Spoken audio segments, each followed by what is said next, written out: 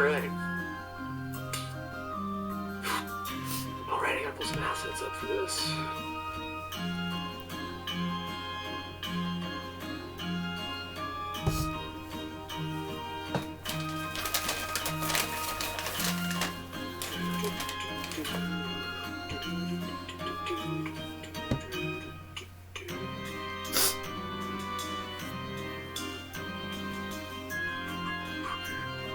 Can you hear me okay?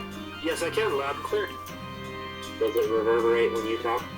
I do not hear myself at all. No, I don't hear either of you reverberating. You both sound fine.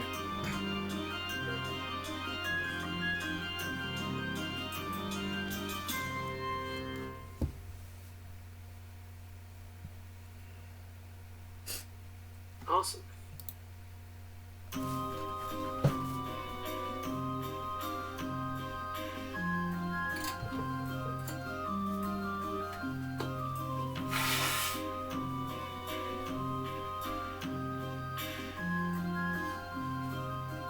Alright, is everyone on? Everyone who wants to be on Sirenscape? Yes, it is up and I'm working doing my for me. Sirenscape right now. It's working fine for me. Yep, right here in the background. We test the drop.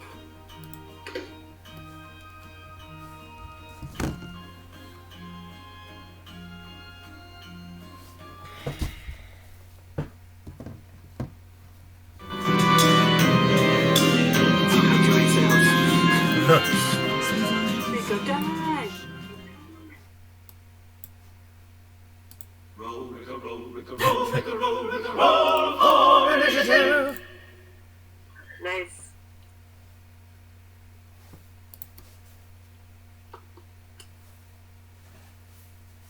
I've not listened to any GCP in a while now. I should get back on that train. I've been making regular time for it. But, like, the side quest is genuinely a hoot, and so I've been doing it while I exercise in the morning before work. And then their new game of Who Dis through the Patreon has had some Delta Green stuff, which is what got me hooked on Delta Green. And then I ran like a quarantine session for a few people, and now I've got a small group that we meet online every once in a while. And we've just been playing it in Colorado, and so we're using like Google Maps, and we're like, well, this is where it takes place. We had a great bit in which we were doing one adventure down in Pueblo, and the adventure says like they can search around a nightclub, and I'm like, oh fuck, I don't know if that has to. So I just Google like Pueblo nightclub, and the first place that comes up is something called the Pirates Cove. Nice. Oh, Pirates Booty. Pirates Cove. Anyway, I'm like, fuck yeah. And so I say that, we're all setting it up, and so, because we're on the computers, and it says, alright, I'm going to Google what the busiest time is, because we want to try to interact with the most people possible there. And as he Googles it, he pulls it up, and he's like, hey, this is a gay bar. We're like, well, that's where the adventure's going now. Hell yeah. So the people are just like, I guess he's going to go in there and just, like, try to be really, like, he's like, well, I guess I'm going to go from, like, trying to strike up conversations, like, to try to see, like, how many people I can strike out with, so maybe someone takes pity on me and talks with me. I need to put myself. Oh, God, it was the best session. That sounds absolutely hilarious. Yeah, that does sound funny.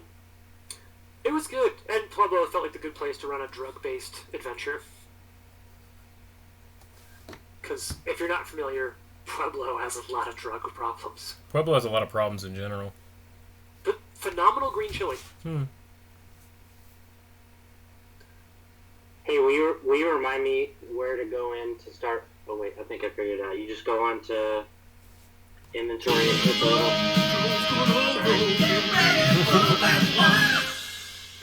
Yeah, so the best place to find gear is going to be library, and then because I did just reinstall a bunch of stuff on my computer, you may need to reload some of the modules associated with the game. Oh. So in the bottom right corner is library. Okay. If nothing is showing up in the library in the bottom two panels, specifically the bottom left panel, then there's a modules button. You can click on modules and then load in the data from those relevant books that you can then drag over to your character sheet. No, it's my computer. Okay. I can't do anything.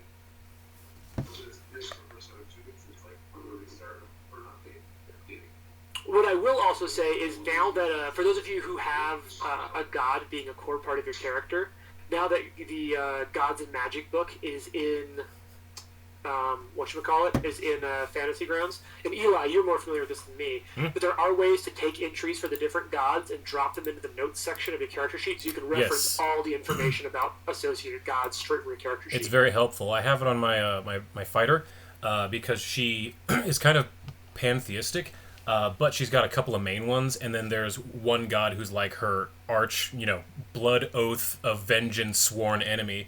So I need to, know your enemy kind of a thing. So I have ready access to the gods that I worship and the god that I hate. It's very helpful.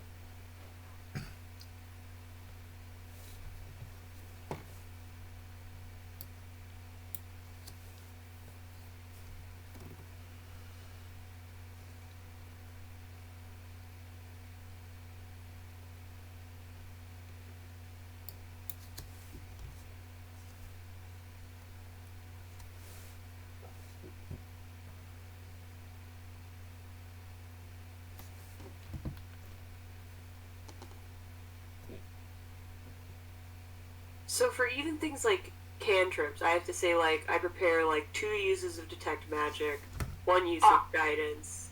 No, cantrips are your one good one. Cantrips are unlimited cast, so you pick which ones you have prepared, and then you can cast the shit out of them. Okay, but for, like, for first level spells and up, I'd have to say, like, okay, I want 2 instances of this spell, 1 instance of that spell, etc. Yes, no, there's an exception. This is one thing Fantasy Grounds doesn't do super hot. Is there's a cleric ability, especially because you're a cloistered cleric. I know this because we have one who talked us through it, and I was like, oh, that's cool. You gain a certain amount of bonus preparations of heal or harm per day. Yep. And so you can check those, and I think it's equal to your charisma or something. Yep, it's 2 plus charisma. 2, so you get 3. So when you're in the preparation mode on your character sheet, you can usually what I'll do is under cleric, if you click the magnifying glass to the right of cleric on your actions tab. Cleric on my actions tab. You seeing that?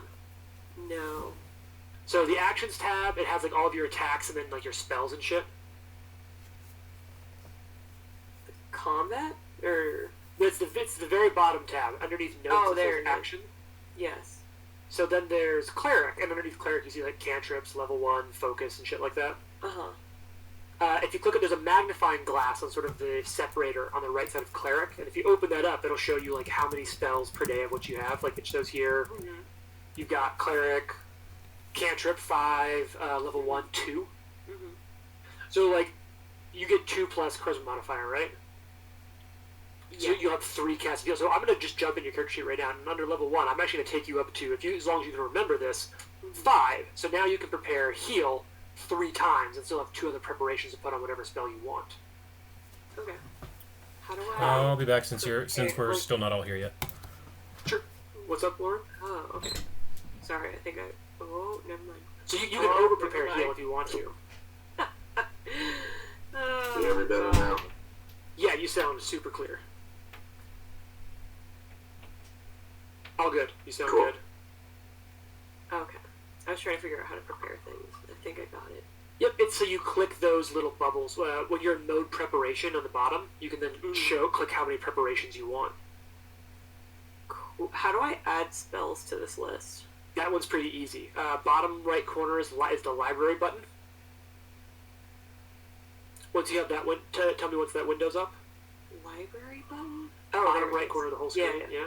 So then if you see up top, there's there's 3 panels in here. There's a top panel that bridges sort of 2 columns with a bunch of different options. One of the things up there you can check is spells, and once you check that, it'll put a spells button on your sort of utility bar to the right. Okay. In the bottom left panel, are there a lot of things showing up or nothing? The bottom left, I see Age of Ashes Player Guide, Lost Omens Character Guide, Pathfinder 2nd Edition Core Rules. So then you're set. You're good now. Yeah. So with that spells button, you can then click on spells, and you can sort. You can search them. You can sort by class and by level, and you can just browse through all spells you want. Uh-huh. And then you can grab the dragon icon and drag it over, and you have to drag it over the cleric tab, basically. Oh, actually, no, this is a little unique. I forgot. One of my other players figured this out for me. So when you're grabbing a spell, you grab the dragon icon to represent its data point. And then drag it over the level that it goes to, because it will let you put a level 9 spell in the level 1 area. So it can't tell the difference. It just trusts that you're putting them in the right place. So then you can put as many, because you're a cleric, so you know all of them. You can put whatever you want there, and then each day just check whatever you have prepared. Okay. And so I will say, Fantasy Grounds does help that a little bit, because you can just drag any spell you think you might occasionally want, and then that day just be like, here's what I have prepared. Cool, I'll look it up later.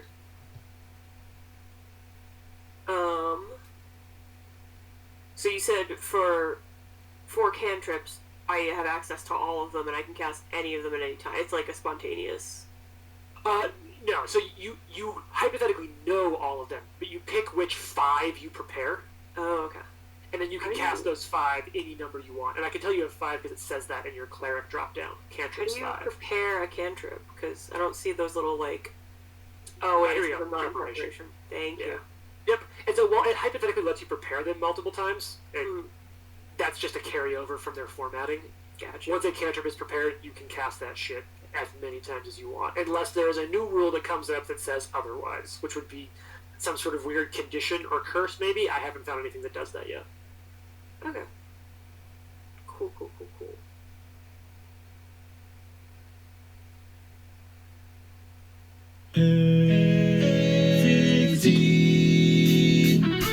Sometimes you can see the ocean. Sometimes you can't see it at all. At 16, ocean view.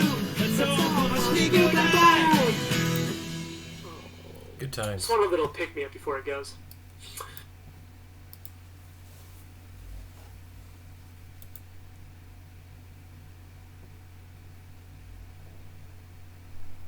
Goes at 16, ocean view.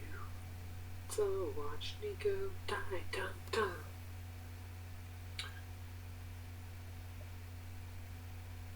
Ooh.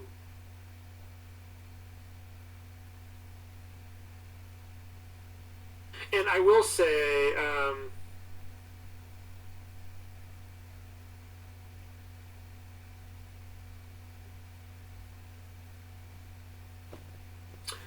Jason and Matt, since you two are sitting there together, if we need to, one thing that's really nice because of this is if for some reason Matt's computer is just being too wonky, as long as he can see your screen, Jason, we can pull his character sheet up. You can keep it. I will temporarily deassociate it with it, and you can pull up his character sheet on your screen, and you two can sort of play off the same box together. That'd be nice. That'll work, yeah. He's got it back up. Now it's just trying to download his iCloud. So he's trying to make it stop. Yeah, well, I mean, hey, like I said, one of those, we can run it dual off of yours while he's downloading and keep, like, I like it as a GM because it's super nice, because, like, if someone has to, we have, in one of our other games, one of our players takes care of, he has a handful of goats and chickens, and so there's some nights that we'll just share the screen when he's going out to put the goats in for the night, and we'll roll his stuff for him, so he's playing Pathfinder with us from his phone while he's taking care of the ranch. Yeah, it's funny. And then, like, I had a cousin who played with us for a little bit, and his internet just dropped for a little while. So he was using his phone to Discord in, and just from memory saying, like, all right, wherever the farthest away enemy is, I should have one casting of Fireball left, just throw it at them. Shit. That would be hard. Dude, that's what Rory did for the first 2 sessions. Oh, shit. He was playing, because his computer would, remember how it kept crashing on us? Uh-huh. So he was playing entirely from memory. I just attacked second to closest enemy with this spell, I think. He nerds out about this about as much as you and I do. He's also my first, like, wizard I've played with in a long time. I have never played a wizard. They're really interesting, and I think one of the things that I always discounted is how much ability they have to gain spells beyond their base amount through scrolls and things like that. Mm-hmm. Like, you can just spend downtime to research and add spells to your spellbook and shit. It's so cool. Very cool. Alright.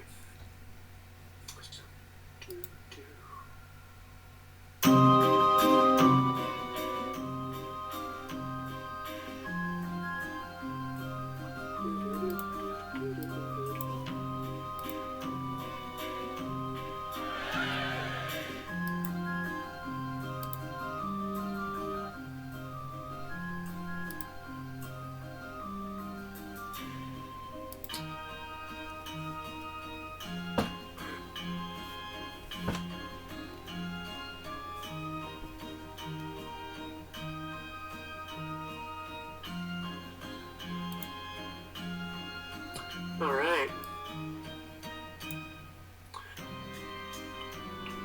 So who we missing? All right. Jared. Jared, are you connected right now? Do you have your character?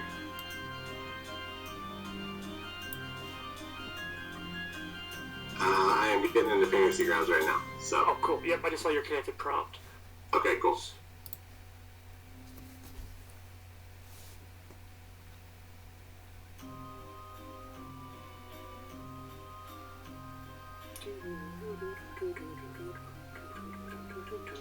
Alright, Matt's got Fantasy Grounds updating, so that's good. Yeah. Probably like 3 more minutes and we're ready to roll. Honestly, we're still doing pretty good. Ugh, it's so nice to get to hang out and see you all. I'm glad everyone's alive and doing well. Always good. How are classes, Eli? They've been alright so far. Monday was a disaster, but the other days of the week were okay. And we're only doing 4 days a week, 3-day weekends, so that's not so bad.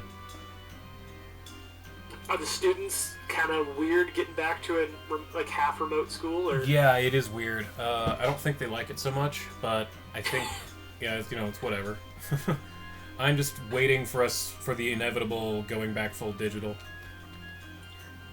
Yeah, I think it's really interesting, and I've heard just kind of anecdotally a little bit of this, about how some teachers now I know you've all had a really long summer and lots of time at home, so let's get back. And I was like, man, what summer were you experiencing? Yeah, seriously. Yeah. I want to go back. Yeah, I've heard some of the leadership at university is maybe not the most COVID conscious. True fact. Could be worse though. There are a lot of schools there's a school I heard about in Georgia. I was just gonna say I heard about a school in Georgia that their COVID plan is essentially God will protect you. That's like their whole plan. That works. Yeah. That works. Also, if you use a magic pillow, that should work. Always. What were you saying, Jason? Oh yeah, we saw this video of a mega church in Arizona that was talking about their new HVAC system that kills COVID 100% every time. Wow, we should get some of those. We should all have those. I feel like that would they should share that technology with everyone. Yeah. And Lauren, when did you say you were heading back home? On the 19th. Awesome. Well, I will, if it's okay with you, send good thoughts that your travels are all good and comfy. Thank you. You gonna get to spend that with family? Mm-hmm. Nice. That'll be good to be around people. Yeah, one of the really nice things, my parents own a 2-family home. So basically, they live up on the 2nd and 3rd floor, and the 1st floor is just that's where I was living before I moved to Colorado. Okay. And it's not like they're renting it out, so they're like, yeah, you can just go back to living there. That'll be So really nice to have people to be around, I bet. Yeah. It's nice to, be able to spend time with family, but also, I'll have my own space away from everybody. Yeah.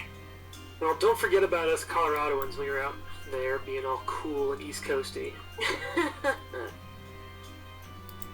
It's nice that your job at work was able to tell you, hey, here's a window. Make arrangements as you see fit. Yeah.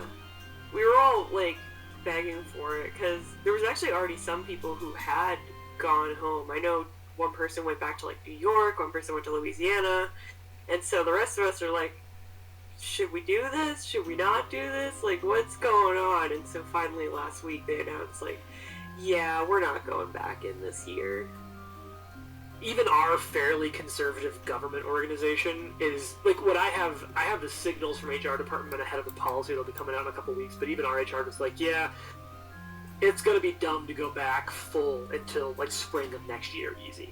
Mm-hmm. And I mean, I feel like government is always lagging well behind, especially tech sectors and things like that. Yeah. So I feel like, man, if our HR department is sort of giving us the heads up of, be comfortable for half a year.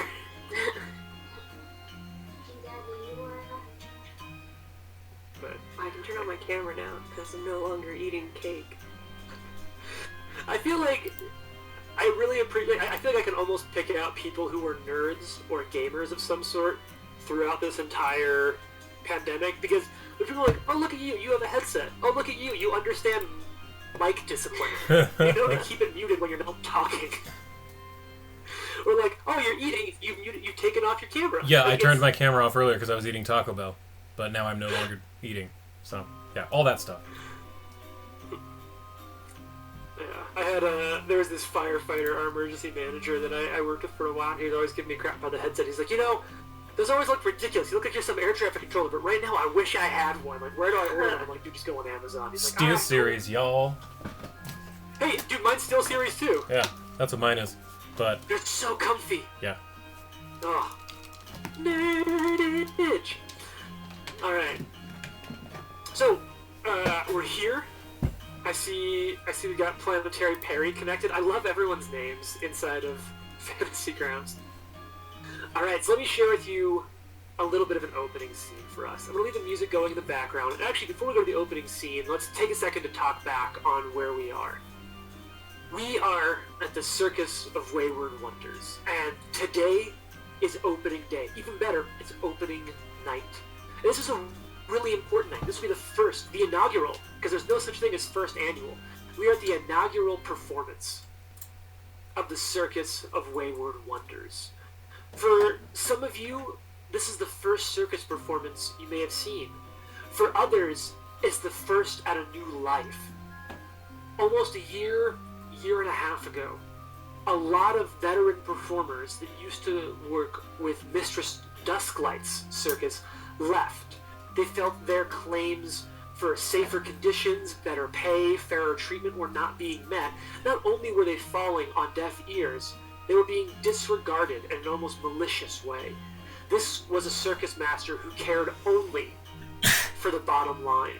This relatively strict tabaxi was known for her grand and lavish performances to the public, and her horrible treatment of performers, animals, and crew behind the curtain. Not to have this anymore, a few veteran performers decided to leave her circus and start their own, and with them came many who are now the sort of pillars of this performance. Key among these performers are two in particular.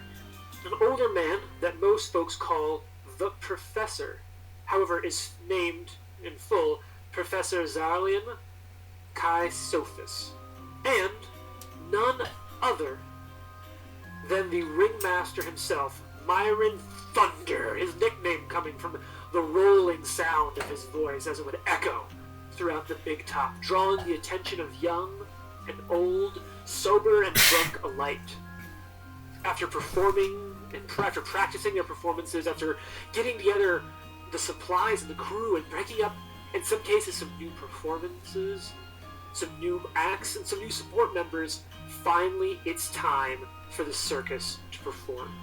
And they're going to give their inaugural show in a small area.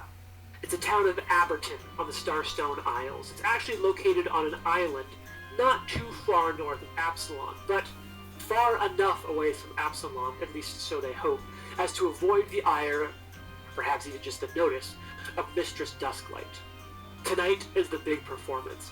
For weeks, you've set up the big top, you've set up camp around a river near the outside of town to have fresh water. Your crews have been working their way in the community, buying the odd round of drinks here and there, spreading word of the great acts you'll perform. However, many of you in the circus know that the exact lineup for tonight has not yet been set, and Thunder himself has spent hours toiling away, trying to pick just the right lineup. Well, this is good for the performance that you'll have the perfectly selected lineup. For most of the performers, especially the newer ones who don't know yet if they've made the cut to open up on opening night, it's a bit tense, wondering if it'll be your time. So, in the way of introducing our characters, I'd like to go around our metaphorical table and to have you share with me a little bit what you think your character would be getting up to in the day or so before opening night. So if we can imagine it a little bit as imagine it as, like, for those of you who've seen Community or other similar sort of sitcom comedies in which there's a voiceover and it's going to be cutting between these characters, kind of introducing some of the traits and tropes of who they are. So, what's a scene or quick cuts of scenes that you think would show how other people see your character? So, who would like to go first? And then I'm just going to move us through based on how you set up in Discord.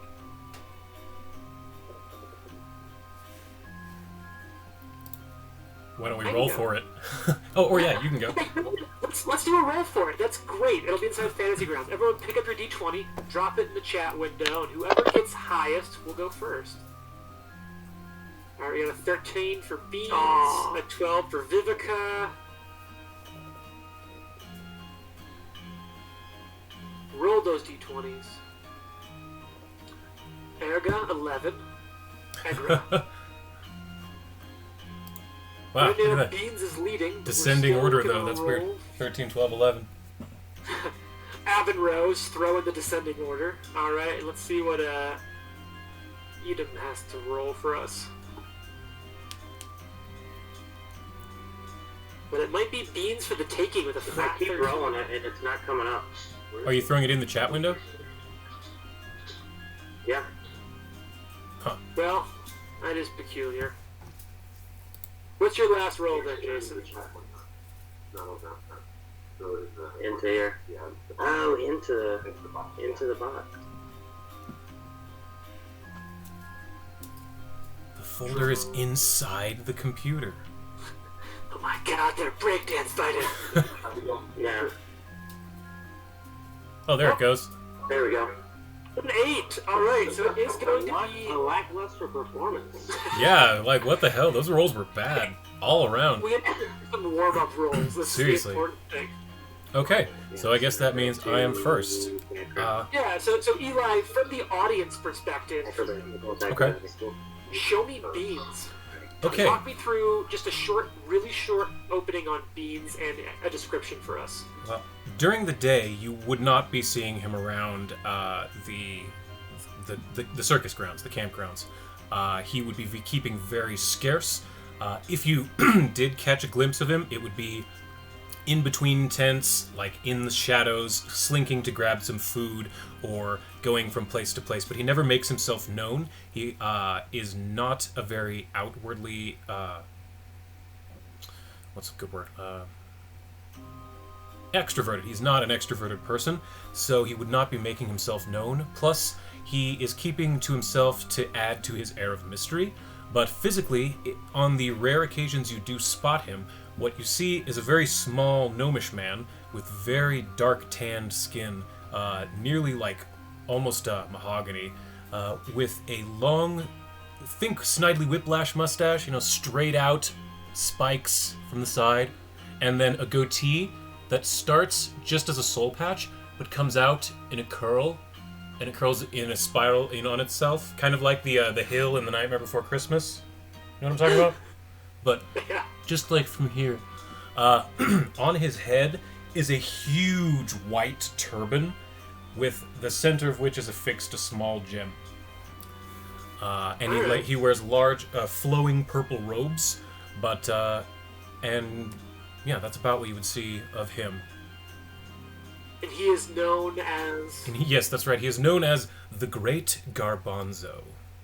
No one is really sure what his true name is, but those who have come to trust him sometimes call him Beans. All I can think is Ethan Stevens. Alright, so let's move down the order then. So that puts Vivica. Talk to us about what the camera would show of Vivica in the day leading up to the big night. So Vivica, like most lizard folk, very tall. She's a bit lean. She's always been an aerialist in the circus. She was sort of born into the circus life and has done that her whole life. It's all she really knows. She's sort of a tannish brown color, but her scales are gleaming. She sort of polishes every part of her every night so that when the light strikes her, she glitters as she performs. She's known as Vivica the Venomous. Her bite and claws have been known to, if she attacks you, people usually get infected, and so you don't really want to be on her bad side. She loves to do the silks, but her claws are razor sharp and deal constant slashing damage to them. So tonight she is sort of like inspecting her silks and sort of sewing them up because she knows they get frayed really easily, and if she doesn't look at them the night before, there's a really good chance that she's going to shred them the day of the performance and then fall. Which sucks, but I'm used to it, so. Alright. So, Vivica is never unarmed? Exactly. Alright. So that's going to put number 11. It's going to be, is it Egra? This going to be the good pronunciation here? Yeah, that's how you pronounce it. Egra. Oh, man.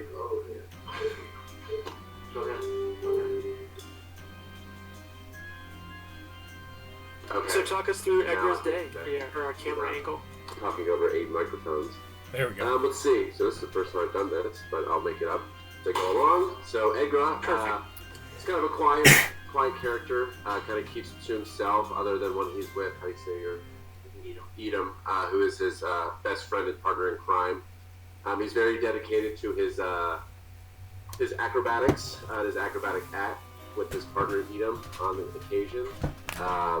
When he's not at the circus, you could usually find him practicing or just spending some quiet time away from his more rambunctious partner, Edom. I don't know what else more to say. That's great, I love it. So I think he's the sober one of the two. He likes to party, but he doesn't like to get too out of control. Other than if there's some healing potions. Did you say what he physically looks like? Alright, now you got it. Or did I just miss that and zone out? Say that again, Eli. Did he say what he physically looks like? Or did I zone out and miss it?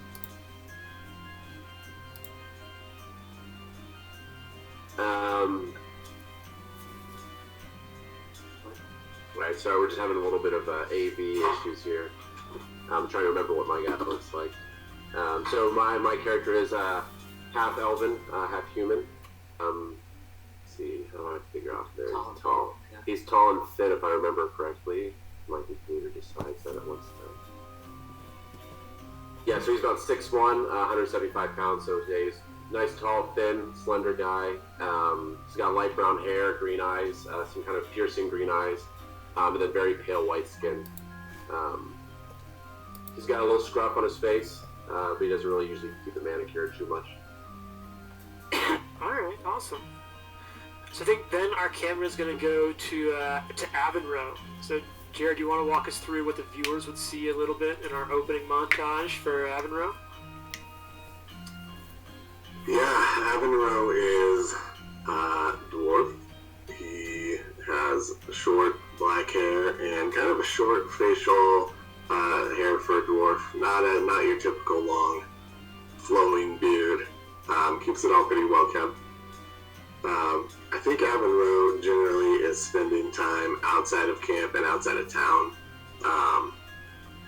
Again, a little bit of a loner, but kind of a fiercely loyal guy. But he has a bear companion that people do not love to see in town all the time, and so he kind of hangs out on the outskirts and sets up a little camp, and people, he comes in and out as he pleases, and he's kind of a work hand for the circus.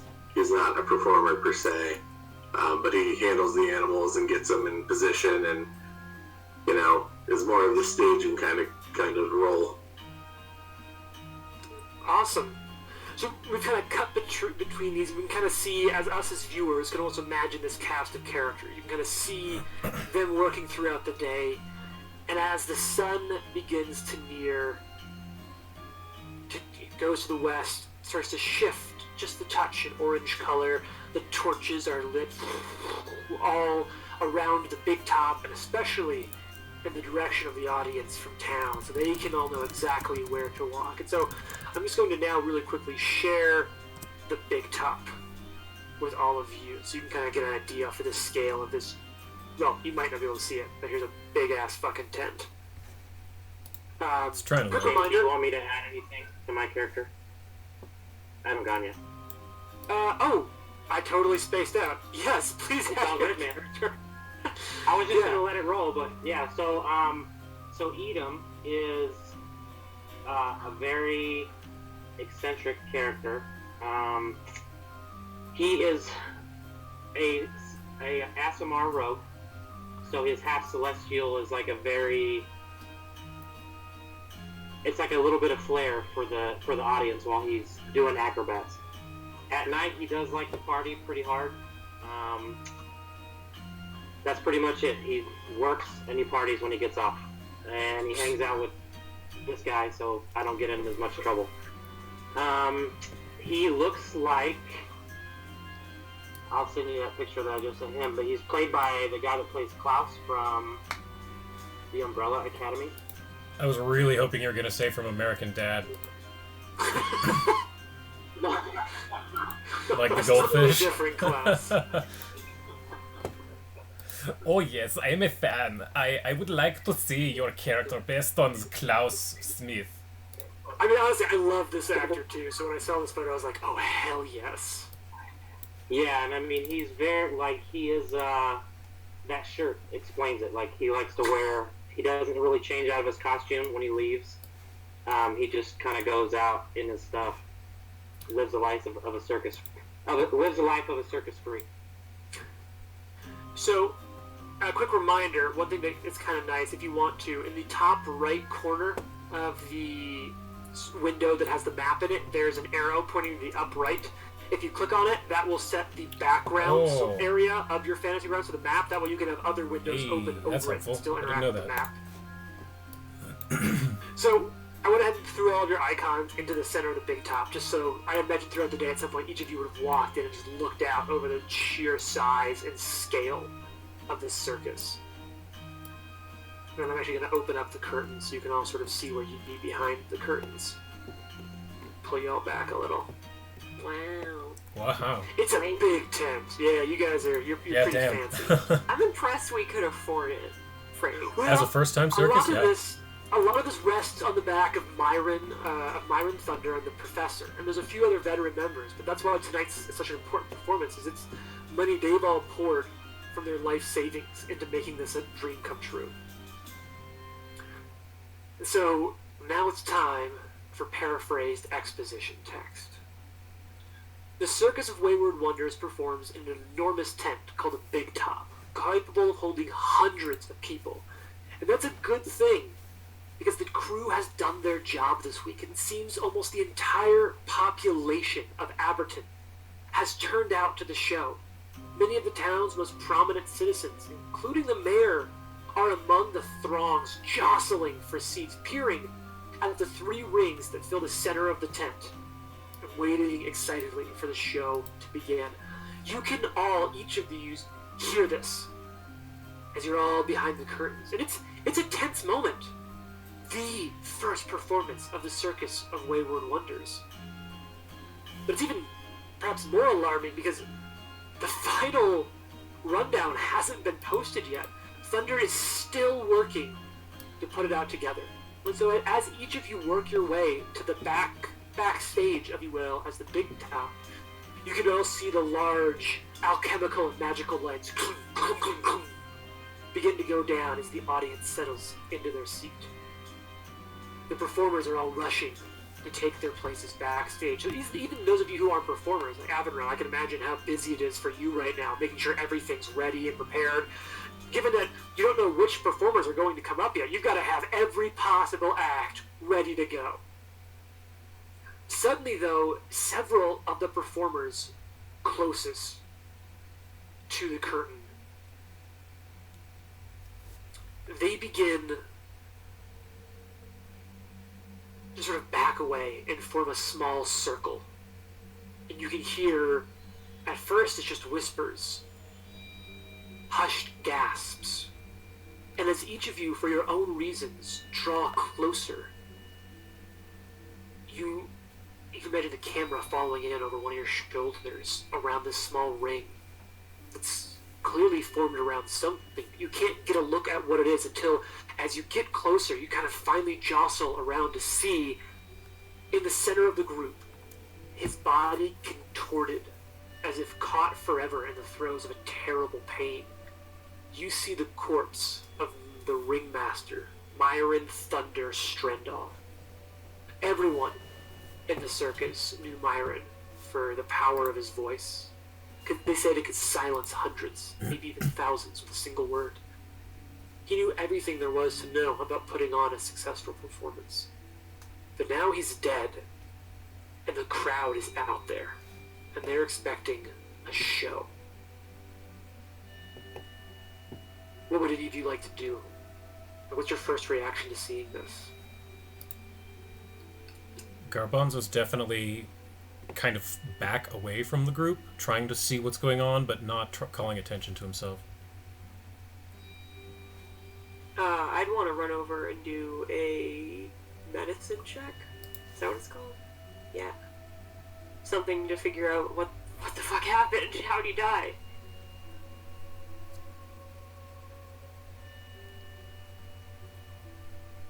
James, I can't hear you. I muted myself. I don't know. Go ahead.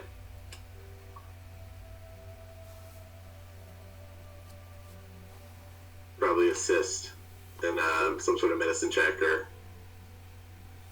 if you could help out. So I just turned on a dice tower, which it should show up somewhere for you guys. Eli, you're familiar with it. Where does that normally pop up? Let me see.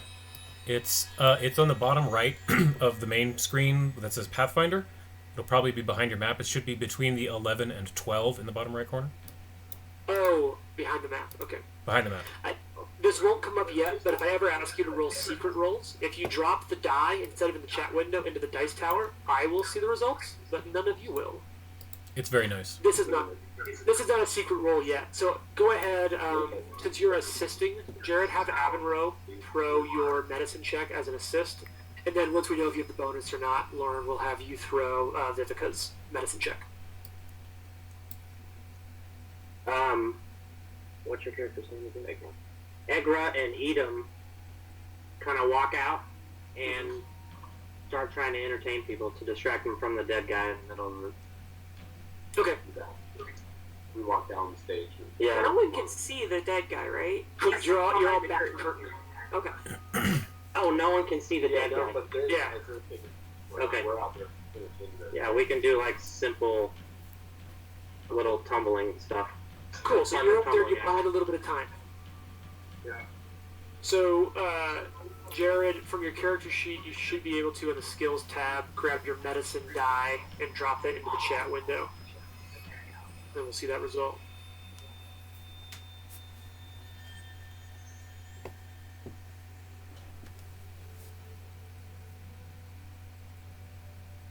Oof. Oof. Oh yeah, I'll take one too. So you don't assist. That's fine. Now, Vivica, go ahead and throw your medicine check. You motherfucker! Oh. I can't see you. Well, fortunately, what I'll say is, really quickly, you, right as you're beginning to look it out, and like in that quick second, you don't find anything. But what does happen is, as you're doing this, the professor walks up, and this is the professor. He sort of quickly comes forward, and I have to imagine it's an older gent. He's going to kind of lean down and put a hand on the shoulder of each Avenroe and Vivica. There isn't time for this now. I appreciate what you're doing, but you should know that Myron, most of all, wouldn't understand the show must go on. His death can't be in vain. He poured so much of his life into this, and it has to continue now. But... And then he sort of stands up, straightens his back, looks around. What are you all standing around for? Have you seen that crowd? We haven't ever had a tent packed this full. Nor will we if we mess this up tonight. There's a show to put on. And we have to find a way to do it.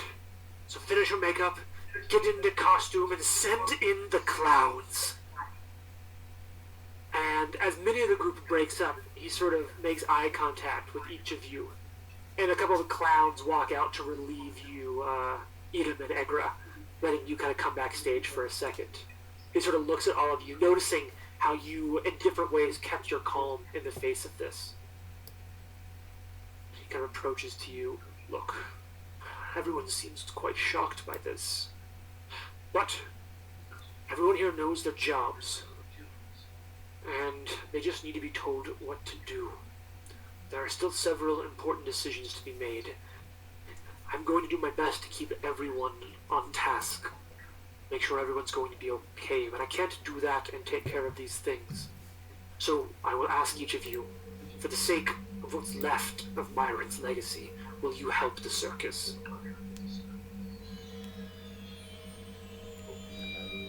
The spirits will help as best they can.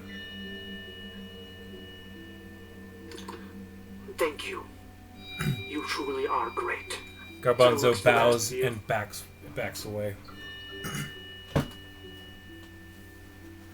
He looks for any sort of reaction from the rest of you. Gives it a second. Vivica's like bothered by the fact that we're not gonna fix this, but she understands that we need to make money, and so we need this show to go well. And so she stands up and is like, I'll do whatever it takes. The show will go on.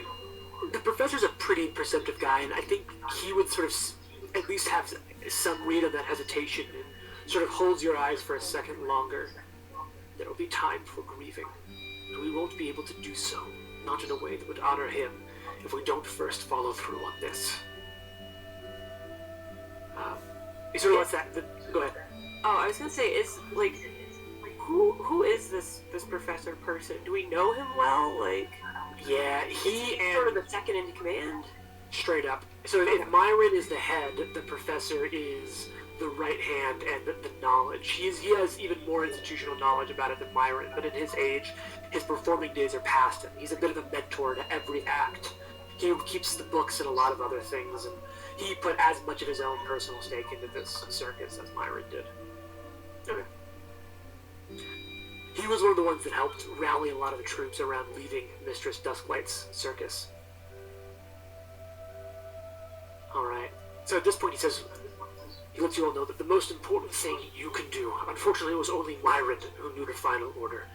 So I'll leave that up to you. It's not ideal, I understand it. It may feel like a lot of pressure. But I trust that you will find the right answer. And then he heads off.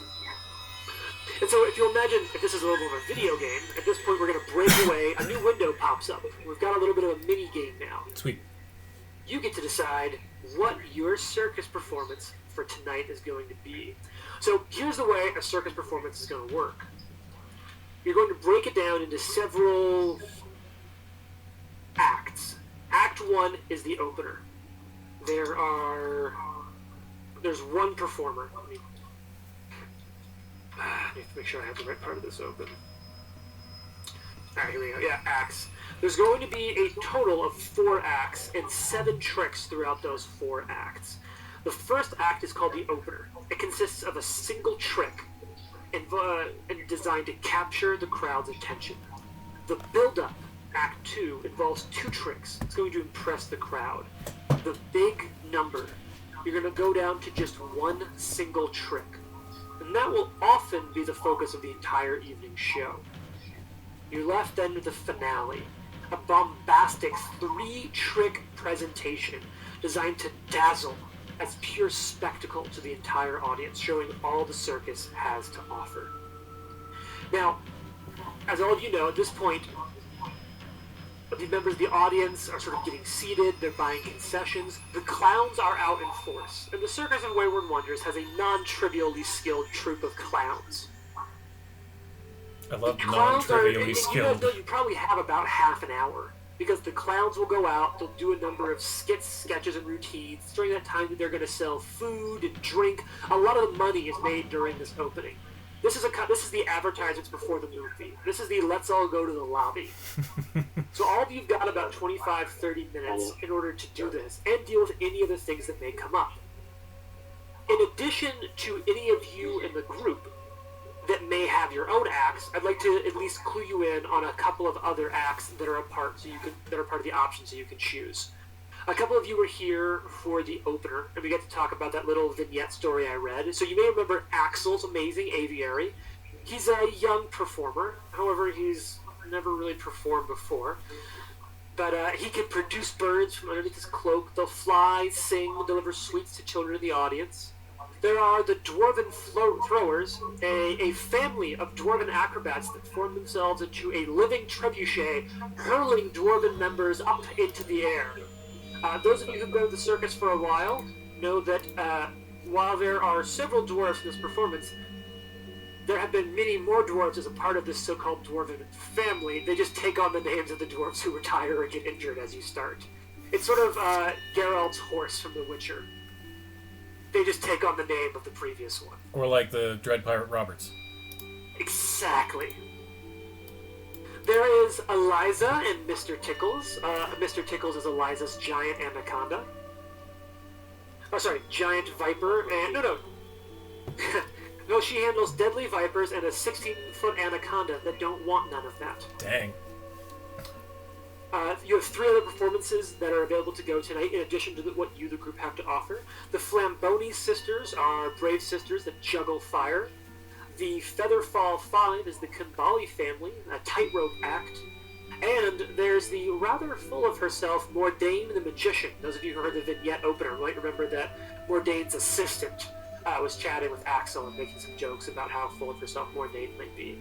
But she is, for those of you who've seen, Now You See Me, she does the whole submerged in a big case of water, shackled up and must untie, get out of her shackles without drowning and escape. So those are 6 acts that have sort of come with and showed up in the circus, in addition to any acts that any of you may have. We talked really briefly about acts, so let me offer you a little more information about what that's going to be. I also want you to know that for those of you who are saying, this is cool, but I built a fighter and I want to punch face,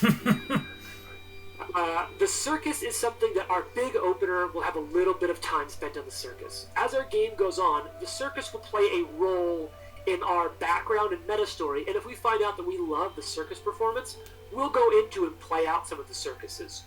If we don't love the circuses will still happen, and it will be important for the group to prepare for them and ensure they are set up to succeed. And then we can roll some dice and go through the performance. For this big opening sequence, we're going to play it out. I want all of you to get some feel for abilities and to see other characters.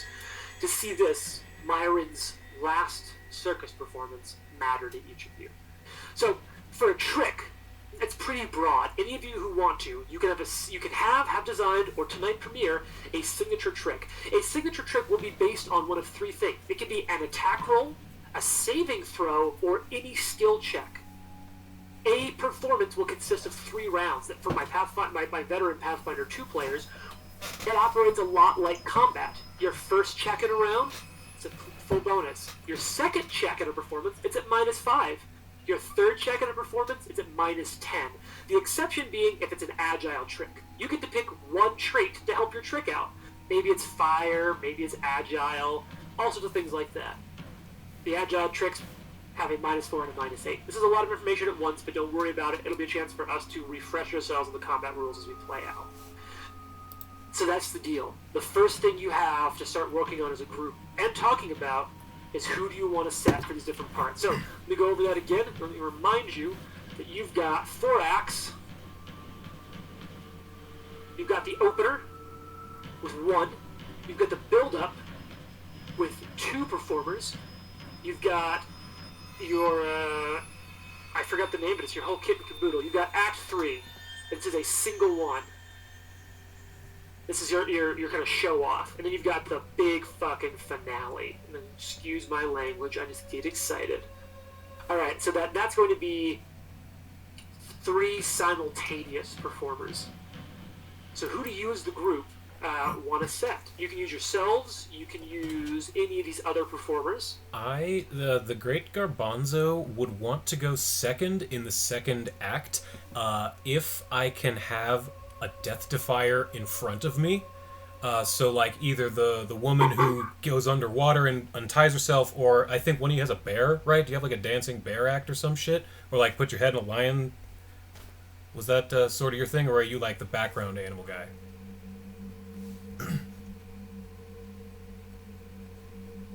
I think you're muted, JT? But I did write up a trick. Okay, yeah, but either way, whether it's you with an animal number or if it's the the Houdini lady who escapes from the water tank, I would want to go after them in the second act. So either if it's the NPC or if it's the animal act, either one. That's totally fine. There are acts that are teams that go on as a single act, even if it's multiple people. Like the Kimbali family is 5 people. Mm-hmm. I just want to follow a death-defying act. Yeah, as a matter of fact, if it's multiple performers, it automatically gives your performance the teamwork trait, and you each get actions, so you can pick which one's leading, and the other one can assist. Okay, I don't need to be with them, I just want to follow a death-defying act. Yeah, oh no, I'm talking about for the Egra and Adam performing together. Oh, I didn't hear you They talking will go about on as that. a single I act, 2 understand. people, 1 act. That makes sense. So let's just walk through this. There's a lot going on, but let's basically say that, I'll say numerically, there aren't a ton of wrong decisions, it's mostly thematic. So, who do you guys want to lock in? We'll just go through it act by act. Who do you guys want to try to propose for Act 1? I feel like the kid with the birds and candy, like, that's a fun sort of flourishy opening. I totally agree. Fun and flourishy. That's a great, perfect way to explain it. Yeah, I totally agree. Alright, and you all kind of remember him a little from the opening, like, that would be the highlight of his life. Yeah. What's his name again? His name is Axel, and he is Axel, this amazing aviary. See him produce birds from underneath his cloak. They fly, they sing, they deliver sweets to children in the audience. Because you remember, he was practicing with pebbles, and he was That's really right, the pebbles. pebbles. Yeah, right, that'd be a great opener. So, what's going to be Act 2, your build-up? I think. So, You got 2. Okay.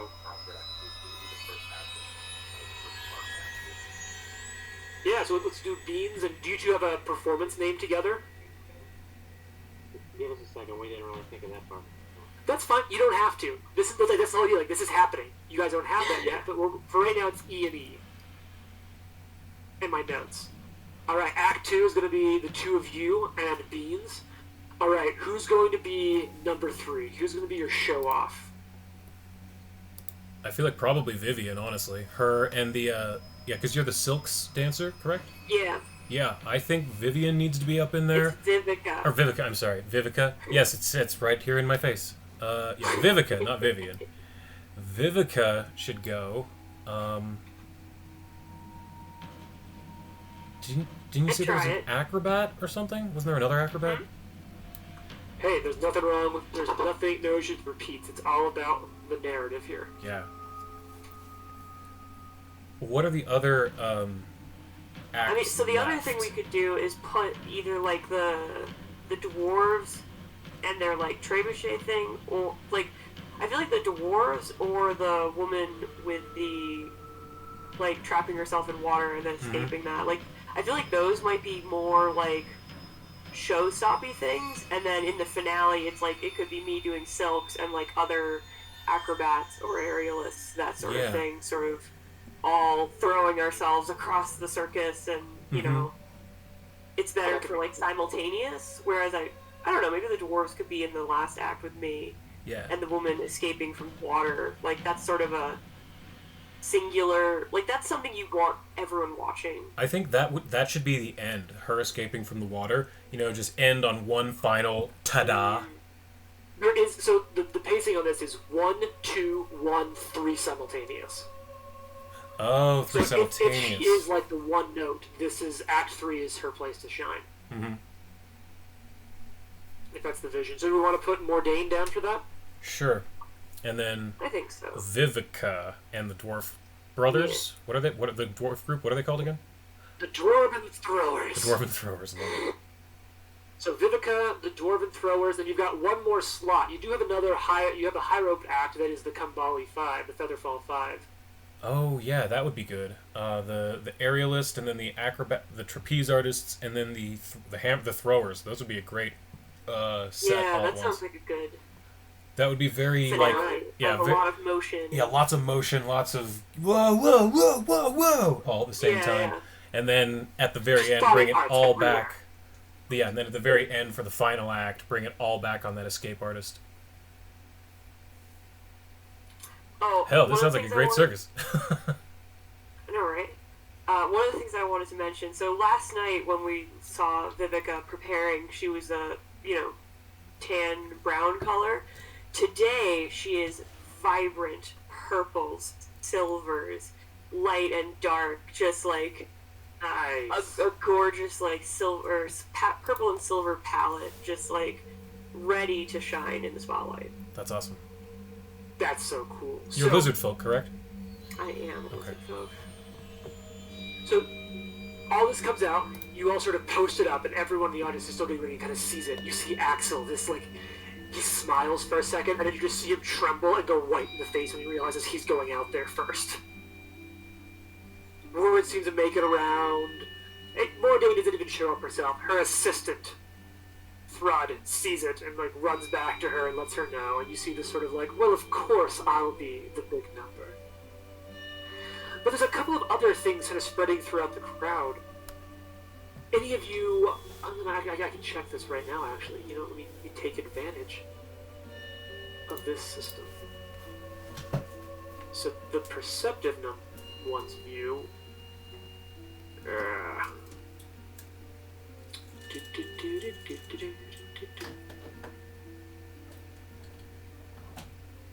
Now where's that at? Yeah, here we go. So in a group perception check. So Edom, Avinrow, Edom and Avinrow, both of you notice that the members of the Featherfall Five, the Kimbali family, when the word makes it out that they're going to be performed, something seems wrong. They seem to be upset or nervous about it in a way that you've never seen them be about a performance before. Can we? So I kind of wanted to go talk to Axel, but That's great. yeah, I guess the Kapali Five aren't going on until like the latest act. So I'm gonna first. I want to walk over to Axel. Like, I kind of assume anyone who was with Celestial Menagerie, I know them. Like, I was born. My parents are in that circus, and I think, sort of something to explore later. But my parents are still in Celestial Menagerie, and Okay. were pretty upset that I left. But so anyone who was in Celestial Menagerie, I think like I know them and they know me. And so, was Axel in that circus, or is he sort of new? No, he's new. He's never performed in his life. Okay. I And want to so walk he over. was blanched. He was, Kid, hi. look at me. Look at me. And I like, that thing where if an adult sort of like squats down so you can see eye to eye with a kid? Yeah. So she does that, and she's like, I've seen you. I've seen your birds. I love birds. Very excited. This is going to be awesome. You're gonna get the crowd going. You're gonna make this place fun, fantastic. It's gonna be a wonderful show. You sure you got the candy? You got the candy, right? Not pebbles? I definitely. Oh shit. Those pebbles weren't good. Can't take some. Okay, did you eat one? I told people not to eat them. What? Oh, did you eat one? I told people not to eat them. Listen. It looked like candy. That was the point. So the birds. Oh god, this is horrible. So go ahead and roll me a diplomacy roll. Okay.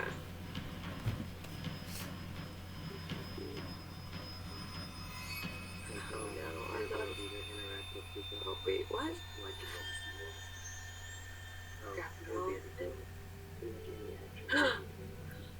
So you say the right thing, and he's like, okay, well, you've been through this. Like, you can almost see it playing out across his face. Like, all right, if Vivica thinks he can do this, then he's got to have it, right? Mm-hmm. He just kind of looks at you. Thanks. And he reaches in and he pulls out something wrapped in a piece of plastic and says, I promise this isn't a pebble. And he puts it in your hand. Ah, thank you. And she immediately, like, rips it open, pops it in the mouth. And it's not a pebble. It Yeah. actually is not a pebble. Is That it, was cute. What is it? Caramel? Is it? It's like a molasses candy. Oh, it's good. It's fine. All right, and you know what? For that, Gives we'll him like take a little party. high five. Nice. Just like, we got this. Yeah. Edom walks up to Vivica and is like, I really thought you were gonna eat those birds. I told you! It was one time! And it wasn't his!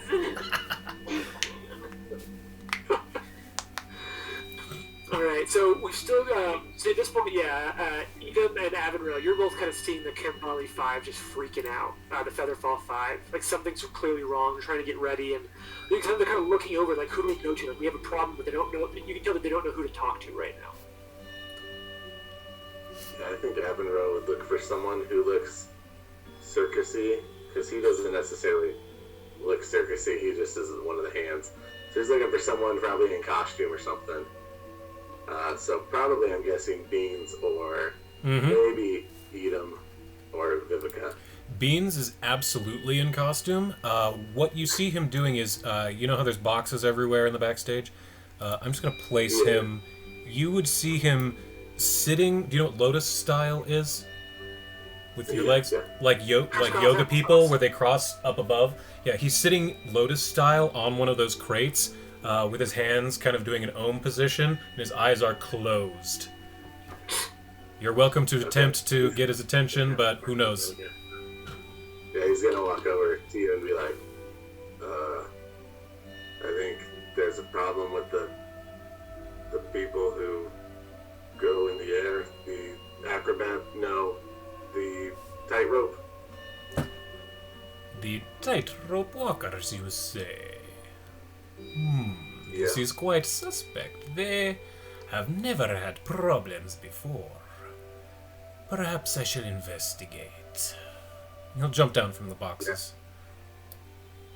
Great I just idea. can't, I love the cartoon image you have, because I can just see this as big as he is turban. Yeah, Just it's like, it's all like you see are humongous. boxes. It's almost as big as he is. It's gigantic. Alright, so as you walk your way over there, you can kind of see, and it's not hard for you to see right away. They're looking at their nets, and you've been around long enough to know that they do their high rope and trapeze act over a series of nets. And it was actually a bit of a sticking point when they left the Celestial Menagerie that Mistress Dustblade insisted they perform with no safety nets. And this is a family performance. I mean, 3 young kids, but in her mind, it took away the thrill and the suspense of the performance. And so when they had the chance to follow Thunder and the Professor out, they took it in a heartbeat. It's always been the intent of Wayward Circus that the performers need to perform in the way that they're comfortable. And in Myron's point of view, especially with that safety net to catch them, they've always extended beyond. They've pushed harder on tricks, knowing that they have the ability to catch themselves. And so they're looking at their nets. And one of the family members of this looks up. Something's wrong with our nets. They've been sabotaged. What? And they're also like panicking. The youngest girl seems to be sort of stealing herself, but you can see it a little bit in their eyes. Something's wrong, and they kind of show the nets to you. Let me take a look, please. One moment, just a moment. Oh yes, hand it to me. Thank you. I'll So begin go ahead to. and dice tower me either a perception or a nature.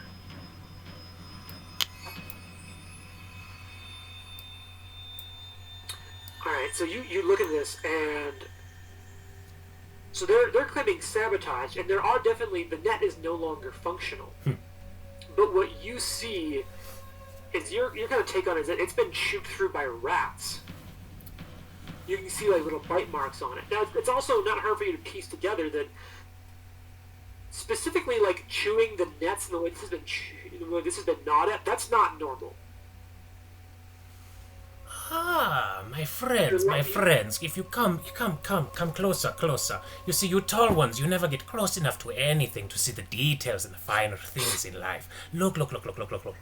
He holds up the net. And he says, these are teeth marks from rats.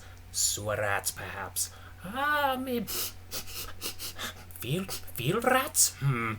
Either way, I do not know of rats that would eat rope like this when there's, I mean, there's candy from the boy, or there's corn from the clowns. Why would they eat this? But something is amiss here for sure. But, this does not look like human sabotage to Garbanzo. No, this looks like rat teeth. Go ahead and roll me a. Go ahead and give me a diplomacy check. Yeah, hidden or... Yep, this is open. Cool. Not great, but not the worst. 10. So they're a little nervous about this. I just don't know. I don't think we can put our family through that. Anyone else who oversees this wants to get involved or not?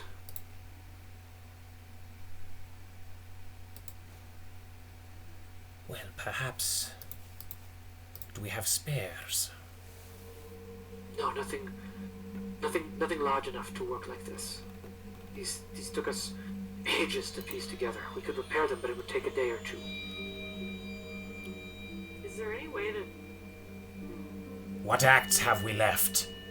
Garbanzo looks up, and his dark black eyes that seem to be hard to it's hard to tell where exactly he's looking because they're very black and large. He says, "What acts have we left?" You've got the Flamboni sisters and Eliza and Mr. Tickles. Which one are both of those again? Out of character, Yeah, I don't what do they remember. The Flamboni sisters are jugglers who juggle flaming torches, and Eliza and Mr. Tickles is a snake handling performance. You, fire juggler. Here, to us, please, Yeah, my friend, fire my friend. jugglers, I'm interested in hanging out with them. For a So minute. I'm beckoning over the fire juggler. They kind of come over. The two sisters, they are half elves, I believe. What is it?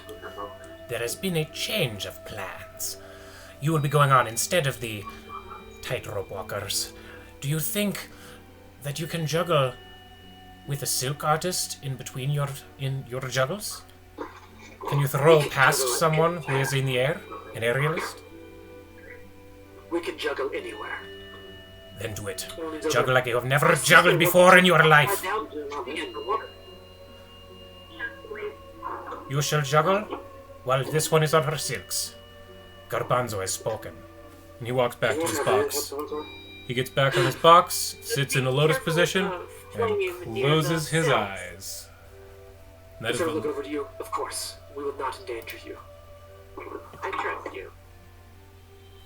They hold your eyes for a second, not in like a challenge, just sort of camaraderie. Alright, so you change your mind up. Let me throw a little more XP your way for handling that so well. Just throw an XP! hell yeah. I briefly considered using like a command spell and being like, the show must go on, but I made a last second moral call. I was this close. James, more questions for you. Kambali 5, were they Celestial Menagerie, and was Mordain? I don't believe Mordain was. She came on kind of near the end, but she seemed to sort of I didn't win for better for her. My few guys. I sort of sidle up to the Kambali 5, and I'm like, I didn't have mending prepared today. I wasted it on an air bubble because I'm not sure I trust Mordain to not die. So tomorrow I can help you with the nets. Thank you so much. I understand that she's very from hot air, but I think anything you can offer her might be a good backup. Yeah, and I definitely don't want Mordain to hear that, but I'm worried. Mordain's the snake charmer? Or snake handler? Mordain's the magician. Ah. She's like dunks herself in water, and so I prepared air bubble in case she drowns. Oh, her, that one. So as this is going on, in row, you have Eliza come up to you. Avenro, do you have a second? Something... Yes. Usually, I'm quite able to handle the snakes. But do you think you could help me check this out?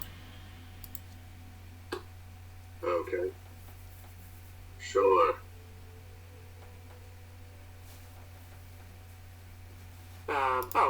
That works too, Jason. That's just radio discipline for now. So she kind of brings you over to where she's looking, and she shows you Mr. Tickles, her anaconda. And although they're not performing tonight, she's concerned. He's acting lethargic. He won't eat or drink, which isn't normal, and I can't find any of the normal signs. But you have a touch the animal kingdom in a way that I don't. Would you be willing to take a look? Sure. And so you can use, and this will be, you can drop this in the dice tower, which would be in the bottom right, because you won't know how good your check is. Your choice of medicine or nature here. They are the same, so. Aww. Did it work? No. Did not show up for me. Okay, let me try again. Aha, there it is. Boom. So you're looking at it, and I'm not sure where Avero would have seen it before, but it's an odd one. You notice the sort of small telltale signs of goblin pox on Mr. Tickles. And you would know that goblin pox, especially with the case of snakes, is by no means lethal and in no real danger. He's going to be sick for a day or two, but with food and water, he should pull through fine. Yes, he is sick, but he'll recover. It's just called goblin pox. Excellent. Thank you. I was concerned with everything going on with Myron. Perhaps I'm just being paranoid, but, I worry sometimes. Thank you, Avero. I owe you at least a drink or a meal later. All right. And so it's kind of right about at this point. You can all hear the crowd laughing, kind of coming to, and you realize that it's getting ready for the opening act. And so we're gonna switch over to our opening act. So our performance tonight will be Axel. So for the sake of us all getting to play a game and roll some dice, I'm not going to roll the dice for Axel. Who would like to roll dice for Axel? We've got Beans and the double E's up next. So does someone else want to I get it? think Matt would like to roll for Axel. Hell yeah. Yeah, do it. Go, Matt, go. So let's walk through this. So if you can imagine the lights go low for a second, then Axel comes out. We're talking like pencil mustache, which I imagine he had to draw on because he's not quite old enough to grow one yet. Top hat, big cape with red lining, gold vest, the way the ones you kind of see at weddings. He comes out, the lights are all on him, and it's time for the checks. So here's how this is going to work. Axel is a bit of an amateur, so he only has one check he can do. All of his checks are nature checks. He's got a +7 on nature, though. So for the sake of learning Fantasy Grounds, how this is going to work, Matt, bottom left corner of your interface should be a sort of gray box with a bit of a bezel around the corner. It says modifier.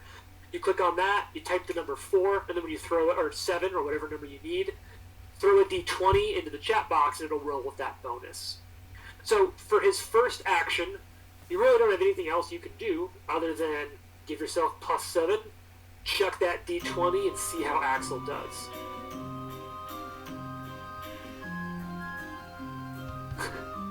So, the way this works We've is had that 3 nat ones in a there's row from the start, y'all. There is an excitement, there's an anticipation that the crowd has built up, and your first performance has a decently high anticipation. There's also the excitement. So as all of you go on, you're going to be attempting to put together, you're going to build the excitement equal to the anticipation. If that hits the number, then you all will receive extra gold for use for the performance. If you fail that, you'll get a little bit less. So of course, critically failing, I imagine he tripped on his way out. he does, and he just kind of trips, and it's not great. He walks his way out, and the crowd kind of laughs, like, oh, it's a comedic act. They don't know better This is yet. where there are sort of some cool mechanics for this being a circus. So in addition to performing a trick, Yeah, fortunately, when you critically fail, it just reduces the excitement value equal to half the trick level rounded up. But you're already at 0 because he's the opener. But there is something you can do. Actually, no, I'll take you to negative numbers. This is Pathfinder. This is fun stuff. You can use your second action now to send in the clown. So good. Sending in the clowns reduces the degree of failure by 1. So instead of being a critical failure and giving you -1, you'll just fail and get a flat 0. That'd be nice. So would you like to do that? You're muted. Let's help this kid out. Yeah, you guys You're can send muted. in the clowns once per act. And I think for the sake of tonight's performance, you actually count as having double clowns, so you can send in the clowns twice per act. Oh, nice. I think we should, but you are muted currently. So right now, so there are 4 acts, right? And there Correct. are different numbers of performances per act. Okay. Correct. Cool. And so, like, that's why Act 1, you've got 2 uses of clowns. You're kind of okay. Yeah. I imagine right as Axel trips, the clowns come out. And you know what? I'm going to carry over some headcanon from my other games. We got really sidetracked, and we decided that the clowns were Clown Team 6. So, like, they're rappelling in from the top of the big top. They're coming out from the sides. There's small alchemical explosions as they're somersaulting in to back up Axel. The crowd loves it. Clown Team 6 hits the ground running. Send in the clowns! Go, go, go! They're just running in. Boom! Clowns! They scrap it up. But that's action 2. So now Axel has 1 action left. He can attempt his bird trick one more time, but it's a second performance, so it's a -5 for a net +2. So go ahead, give yourself +2, chuck that die, and see how Axel does for the end of Act 1. Alright. So the clown's gonna keep it going. It's just a failure. But you gotta get to there, he tries. I imagine that the birds go out and, like, at first they kind of drop the candy in the wrong place and go somewhere else. It's not like, oh my god, what did we pay for? It's just, it's not what he meant to do. And he's clearly a little down. He's a little disheartened by it. Mm-hmm. It was me.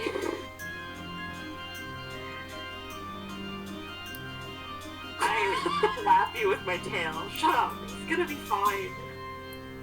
He kind of comes back in. The clowns are still fronting for him as he comes back in. And although this took seconds for us, you have to imagine that performance was several minutes. So there was plenty of highlights. It just wasn't as big of a deal as you might have hoped. He kind of comes back and he's really downtrodden. And he makes eye contact with you, Vivica. I'm really sorry. No, don't apologize. That was a great first try. It's only gonna get better from here. So, should I ask you to roll a deception or a diplomacy? I think it is. I think it is diplomacy. Like I yeah. truly think this kid, like, that was a good first try at his first performance, and I do think he's gonna get better. Yeah. So, don't even roll that. Let's keep that going. All right. He's like, thanks, Vivica. I'll do better next time. He kind of clenches his jaw a little bit. Can I? How good am I at this?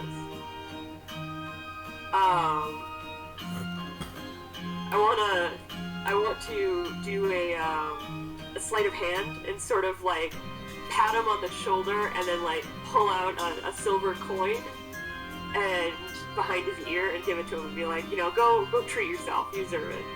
All right. Because this is so minimal, I'd say either thievery or stealth is okay for this. Stealth. Hell. Yeah. So you produce it, and he kind of looks up. Thanks. I know what I can work on next time.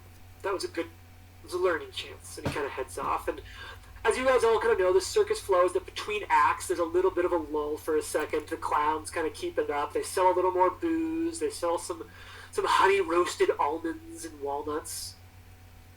Good shit. But while this is happening, I'm going to say that the more perceptive members of the party. So let's throw that out here. So I think that's going to go real call-outs here to Avenro and Vivica. The two of you kind of hear from the crowd a sound that doesn't make sense. Now, fortunately for how much disruption there's been, this is not like a beginning of an Avengers moment. You're not hearing like pew pew pew sort of thing. you just hear the sound of some mean-spirited gamblers moving through the crowd. You can hear them offering bets. What do you want to say the next act sucks just as much as that one? Hey, I bet someone falls and breaks their neck, just like total fucking assholes. And they're kind of moving their way through the crowd. Hey, which one of the Featherfall 5 do you think's gonna die tonight? You think Mordane's gonna drown in the water tank? I bet the snake eats someone. Who wants numbers of the snake eating someone? And you can all hear this going. And any of you who are circus vets, like Vivica, you know that, like, man, if this shit isn't shut down, it's gonna be a bad night. Do we have, like, bouncers or people who can go, like, grab these people and drag them out of the circus, basically? I mean, no one's stepping up to... No NPCs are stepping up to do so immediately. Send in the bear! Send in the bears. I have a bear. You think I you will can go go. rough up those thugs, get them out of here? Okay. So any of you who want to, what I'll say is if you look on the map, you'll see they're labeled as Human Warriors 1, but just know they're drunk gamblers. Okay. Any of you who want to can go work together to deal with it. Yeah, How many people? Should we send multiple people? Like, Beans will jump down, and you just notice that Beans is next to you. Avenro, that's your If you name? show up, certainly can. You guys know you have a few minutes between acts, so even if you're performing next, you've got a second. okay, I was Yeah. gonna say, like, Beans, your act is next. The so- one with the bear is Avenro? Yeah. Yes. So yes, you just see him next to you, like Batman, you know?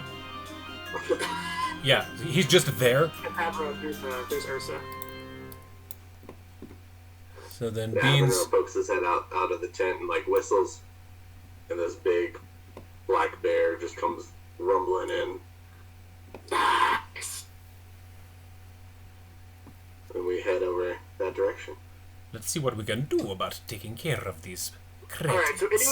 anyone who in their mind will be responding to it, go ahead and put themselves up in the Eli, up there. And go ahead and move your tokens up there.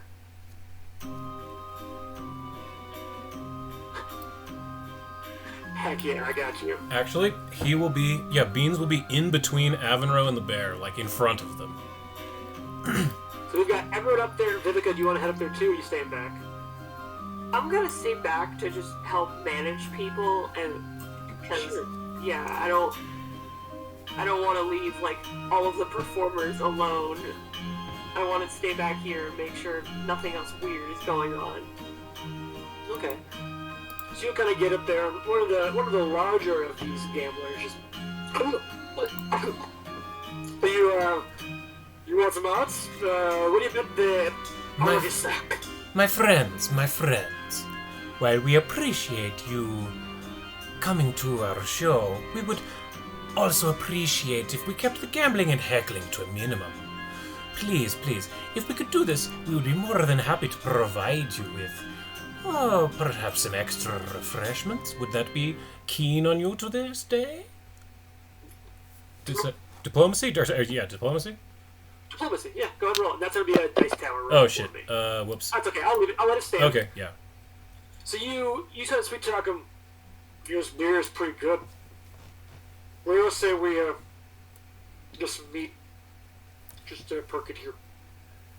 Oh, yes, thank you, my friends. Oh, we appreciate that so much. Can we please get these gentlemen another drink and perhaps, some almonds to share? Yes. Thank you, kind sirs. We hope that the rest of the show finds you better than the beginning. We have So I think one of much them to show. I really like the look of this gnome. Otherwise, he looks over. They've got a fucking bear. Just sit down and drink the mead. We'll take the mead. And sure enough, some of the kind of servers moves around, circulates it, hands it off, and you all sort of sit down and kind of walking away. One of them's, Here's Clown's pretty good anyway. Yeah. they just kind of like sulk in that sort of way in which they've been called out on their bullshit and they're trying to keep their pride up, but they realize that they were kind of being assholes. That's fantastic. I had an ace up my sleeve if that didn't work, but it was worth trying the non-violent route first. That was interesting because I gotta say the other group I ran through this didn't even try diplomacy. They just had half of their crew unconscious by the time the second performance ended. As you guys come back, I'm like, Beans, you could have used the bear. Oh, yes. Such a nice little... what you say, it's bears? Ah, yes. When you're as small as me, anything larger than a dog, that seems to be about the same thing, don't you think? I thought it was a cow. And he laughs away, or walks away laughing at that way harder than anybody else. Like, he thought that was really, really funny, thinking that it was a cow, but it wasn't. So, he walked away very satisfied with that joke. He shouldn't have been satisfied with it, but he is. You know, I don't know. You just want some. So the clowns kind of finish covering while the group of you kind of come back from dealing with the ruffians. All the cues are set. It's time for the build-up. Garbanzo and E&E. I need to go second, not simultaneously. Just throw it Mechanically, okay, it's the same act. Okay, cool. I'm saying for the sake of kind of build. I understood. We have the tumbling twins. I like it. Ta-da. All right. E&E, you two are up. So here's what it works. There's essentially 3 simultaneous rounds for your performance. So one of you can take lead on a check, and the other can use your reaction to co-star in that check and attempt to aid them. The aid DC is 20. The performance DC is 15. And an aid gives you a +1, unless you crit succeed, then it's a +2. So, for round 1... Oh, additionally, since you guys haven't chosen one, what you can do is you get to pick one trait for your performance. Would the two of you like to pick, and there are very few traits you can pick early on, this is become way too loud. Alright, let's take that down just a scooch. Of the traits available, the one that seems to fit best is probably the Agile trait, which means that your successive checks will receive smaller penalties. So which one of you wants to take lead on the first check? Yep.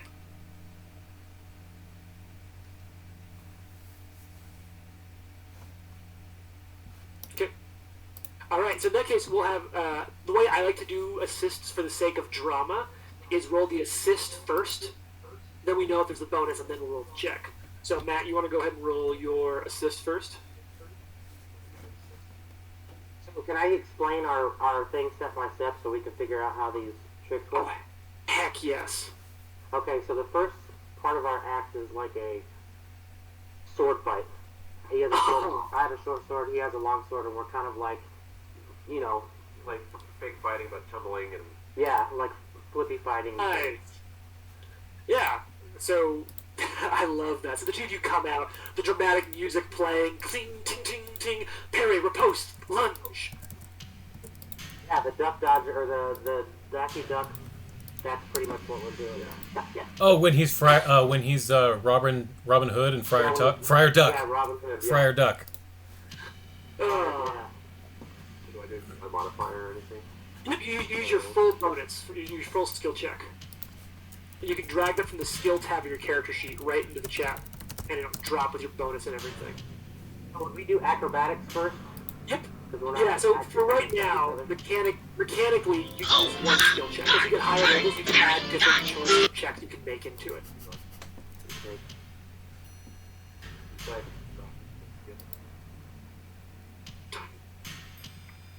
What do you grab? The dice. It's the bonus, like the plus whatever it'll have. This little icon next to the plus right there. Yeah, I got or the plus itself. And then just Like you grab the +7 and drag the +7, it'll become a die, so you can grab it. Boom. But it's a 20. It's a DC 20 there. So. Yeah, actually, let me double check they didn't change that for this mechanic. Oh no, it's the same as the trick normally, so you do assist. Oh, nice. So you'll have a +1 going into your check, Jason. So normally the DC for 8 is 20. For Co-Star, the DC is the DC of the trick.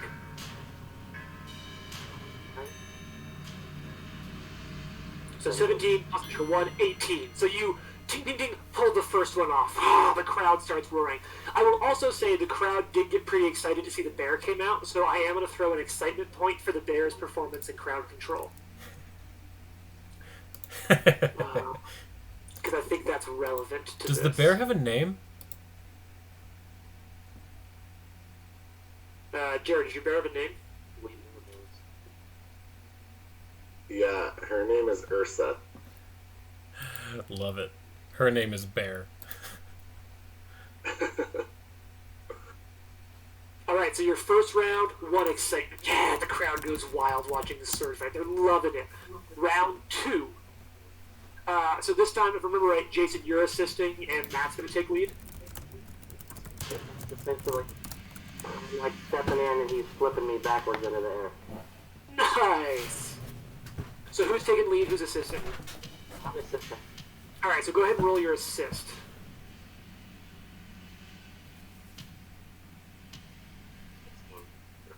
Alright, so that's enough. Your DC's 15 at the beginning, so you got an assist. So, roll that up. Oh, critical success. Hell yes. Oh, this is gonna be sweet. Now, Man. critical successes are actually pretty fun in this one. A critical success not only generates excitement, but it also increases the anticipation. So now the total DC for the whole circus is higher, but your potential payout is higher as well. Alright, Flip way high up into the air, and I land, you stick the landing. and sparks fly out of my fingers. Like Alright. electricity flies out of my hands. Yes. Alright, so let's do a final check. Who's co-starring, who's leading?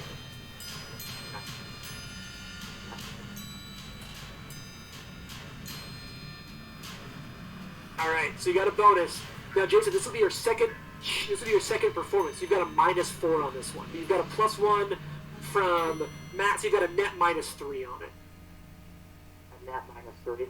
Yeah, Okay. plus whatever your bonus is. So I think it'll be a total of When +4 you for type in you. a minus on here, is it just like that? Okay, got it. Yep. Cool. Yeah, it'll add it all together really well. Wow. wow. Oh no, you're sorry. Let's roll it again. Let's do the full roll. It's a -3 from bonuses. You've got a +7, -3, so it's a net. Oh, +4. I said. So go ahead and re-roll Got it. it, got it. Just put a -3 into the thing and then roll your regular acrobatics. Or that works. Never mind. Oh, that works. We'll keep that for now. So you Keep that.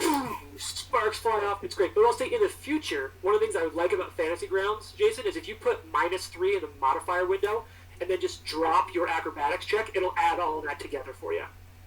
Cool, that's sweet. But for now, you kick some butt. So at the end of that, you raised the anticipation of the whole performance 1, but you also generated 3 excitement. And the bears also generated some excitement. So you're doing pretty good. I'll say that your anticipation started at 15. So you are at 4 out of now 16. Alright, but now it's Beans' turn. As I walk by Beans, I'm like, was that death defying enough? We give him a nice sarcastic wink. Beans Beans has his hands like behind his back, Morpheus style. Do you know what I'm talking about? Like he's holding them like this. Yeah. And he nods at you and just goes, adequate, my friends. Well done, well done. Beans walks out to the middle of his ring, and the lights flicker a little bit. He looks up, his dark eyes shining, and he says, my friends, welcome. Death-defying tricks entertain and entertain. But we never think of what comes after the death-defying stunts that go wrong. The spirits surround. And as he does, he says surround. Lights begin to dance over his head. As though little wisps of light. They begin to spin round and round. And then they slowly go out into the crowd. He says, the spirits, they speak. And then a sound that is ghostly begins to start coming into the crowd. Whoa! Whoa! And he walks up and says, they speak. The spirits of the recently departed.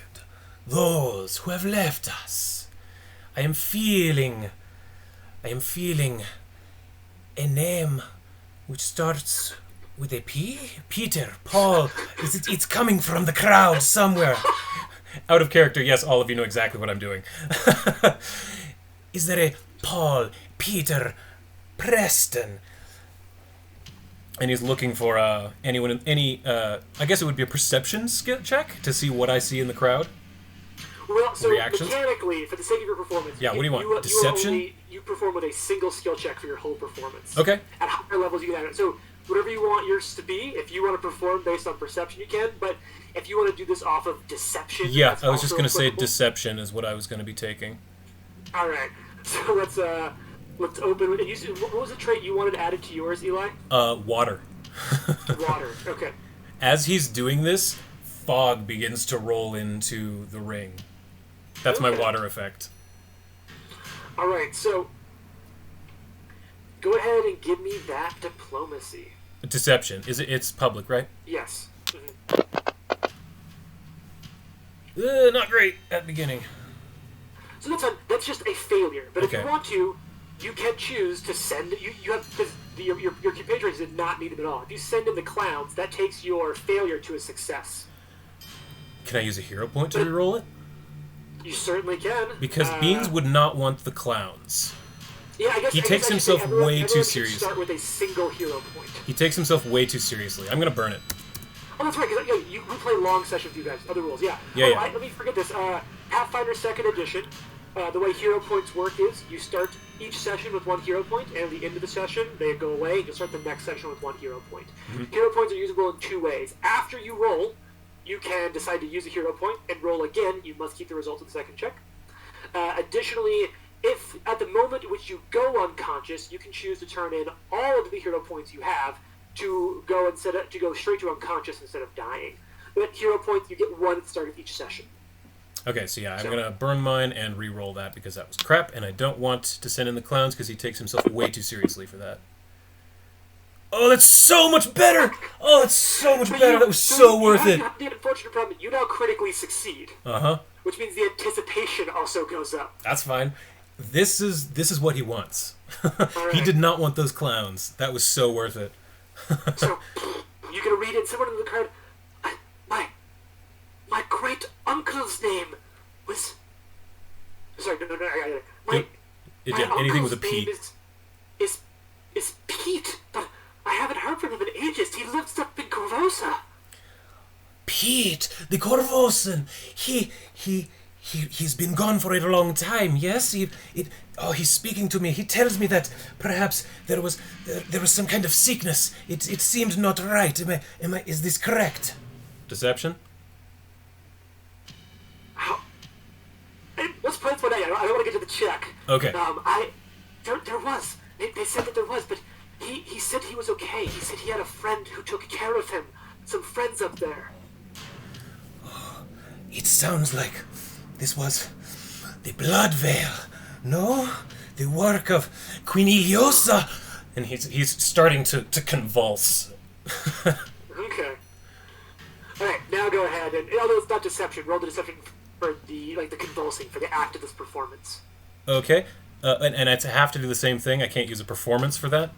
Correct, yeah, this is why up until at higher levels you can add in different skill checks. Okay, now do I take the minus on this? Or is this regular? You take a -5, because this Minus- is your second check. 5. Shit. Okay.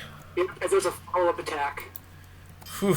That's not great, but okay. You've Deception. got clowns. That's true. Okay, I'll take it. Still That's food. yeah. Oh my God! Yes, that's my Uncle Pete. Oh God, there was so much going on. The last thing he said to me in the letter is that he was looking for mason jars. Oh no! You bastard! Oh! So the bundle is just there. That's the final, but you got to bring it home. Oh my God. Okay. Pete, he says that the jars are with the cats? Does this make any sense to you? This is what the great Garbanzo is getting. Cats! You must find the cats! He says that the jars and the money is with the cats! And with that, he falls to the ground limp. And the dancing lights Let's get this last disappear. deception. The ghostly sounds disappear. All of it just... And the lights go back to normal. Final deception at a what? -10 now. Yikes. Okay. Let me see. Is there anything I can... attacking around? Is there anything I can do here to help? No. Ugh. Okay, this is going to be bad, but here we go. Come on. Roll. So Could have been a it's crit. okay. Could have been a crit fail. You fail on it. I don't know what he's talking about. That's my uncle though. It's just a failure. Failure is no penalty. You're fine. Sweet. He's going He to comes be... out of it. And he shakes his head off and... The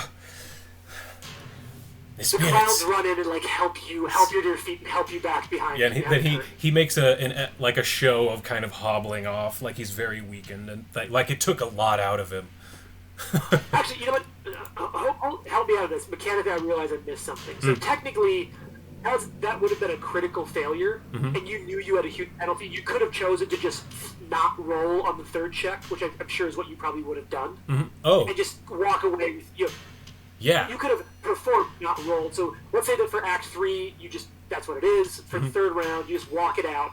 You don't go for another point. You don't roll for broke. Okay. I realize that is DC. Yeah, that would have been what he would have done. He would have left. So he just He would have left it puts at it home. the guy recognizing that it was Pete. yeah. Yeah. Oh, he's like, wow, I don't know what happened to my uncle, but that's the most I've heard in ages. And he always had an obsession with finding weird things. So, kind of goes backstage. And he's, The spirits The lights kind of come back must up. rest. he goes backstage. The crowd's loving it. They're like, oh my god, that was amazing. And clearly the guy has friends. They're like, wait, is it like your Uncle Pete? Like Weird Pete? He's like, yeah, that's Weird Pete, Slimy Pete. They're like, that's crazy, I haven't heard from him in ages. Oh, I'm so sad he's dead. Oh no, he's not dead. You don't know that. He just hasn't heard from his uncle. You just cold read some poor guy. I did. Slippery Pete is the worst correspondent. He is.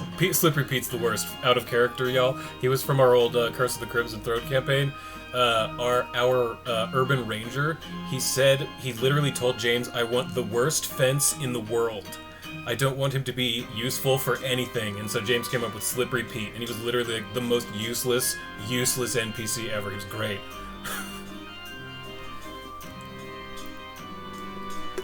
Yeah, as a matter of fact, if any of you were SNL watchers like a handful of years ago, I based him on Bobby Moynihan's character from Weekend Update on the secondhand news correspondent. He was like, you hear about this thing? So, I hear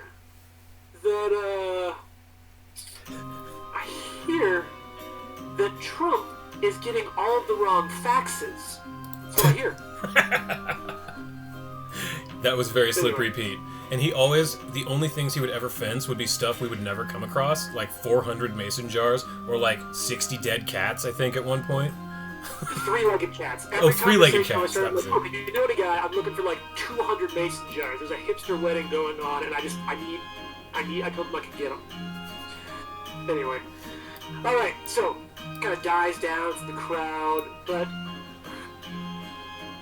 I just kind of coming back. Wow. Yeah. Avonroe, you see two things happening. You see a couple people in the the sort of the bleachers up near the northern end of the big top, kind of looking around until they hear something, and your keen eyes see moving in the dirt. This is, 100-some feet away, moving in the dirt beneath the bleachers. you see look like several snakes moving underneath the bleachers in the crowd. And I'm going to tell you right now, man, I crit success on your exploration kind of perception on this. You recognize that these are not snakes in any way affiliated with any act. So you would know that. You know the animals with the Circuit of Wayward Wonders. There are several vipers moving underneath the bleachers to the north that have nothing to do with this performance in any way. Monroe would find Vivica Okay?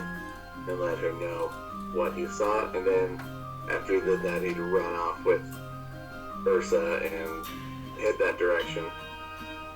Everyone's like, the bear's back! The bear! The bear, the bear, the bear, the bear, the bear, the bear. So in between acts, are there like clowns or something sort of just like juggling and doing random acrobatics?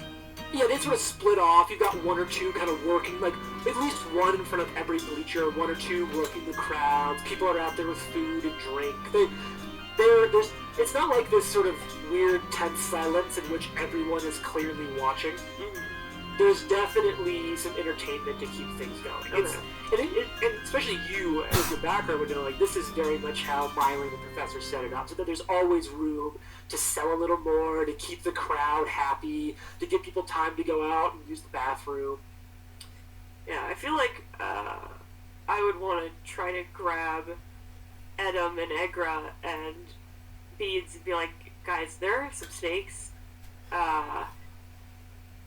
Avenroe ran to sort of stop them, but I think we also probably could help. So anyone who wants to, let me know, and Yeah. I can move you up there. Beans would help as well.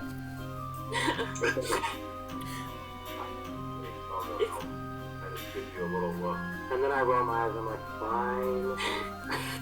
Because if you want to stay back here and watch things, that's fine. No, I'll go. I'm getting a major Klaus and Ben vibe. A lot of snakes. There are. And there are these four vipers, and they're moving their way, and they're kind of getting to the crowd. And it's kind of right as you get there that you see that they're kind of getting close to the hanging ankles of anyone sitting in these stands. Beans And immediately. it's right as you get, yeah. What? Sorry, go ahead. It's because as you get close, you realize though that with the crowd where they are, that the crowd's going like sort of a quick assessment. I'm going to roll this over from the crit success for Avenroe, and Avenroe, you can have pass this along if you so desire. You kind of get there, you looking at this, and you realize that like kind of where the snakes are, you might be able to convince if you can convince snakes to leave. Doing so though will require you to also kind of chill the audience out, because as soon as all of you show up, they're going to start looking at where you are, and they might sort of bother or alert the snakes. So basically what you know is there is both a crowd control component and an animal control component of this scenario, if not combat itself. I see. Okay. So you show up, you see it Beans plan out, will you see go- these vipers. Beans will go over here and join with the clown and begin to do like a ventriloquist act with the clown. Sits on his knee, tries to, get the crowd to pay more attention to us, is basically the How much do idea. you performance or diplomacy? Okay. They are the same, but I'll give to performance, since that's what I'm really doing. I'm performing. Oh, yeah, I'll take that. The crowd is loving it. Yes. They're like, this is great. First Skaky Pete, now this. And then he starts, literally using ventriloquism. Like, I have the spell prepared right now to, throw his voice in places into the crowd. And, he's really, really trying to make them focus on him as much as possible. All right, so I think with that success, Eli, we're just gonna kind of take Beans out of this. Yeah. Avenroe, you can tell whatever you have to do forward, the crowd is no longer a component. That's a lockdown. So camera, bam, smash cuts back to Avenroe. There are these snakes there. You know what? Let's get some scary music. Some scary. Oh shit! Music. Snake music.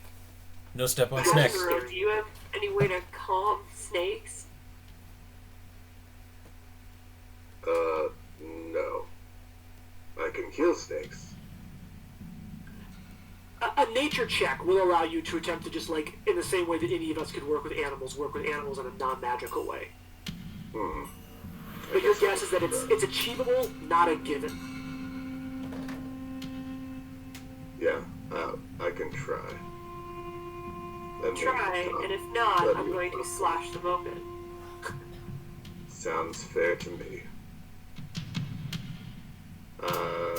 Nature.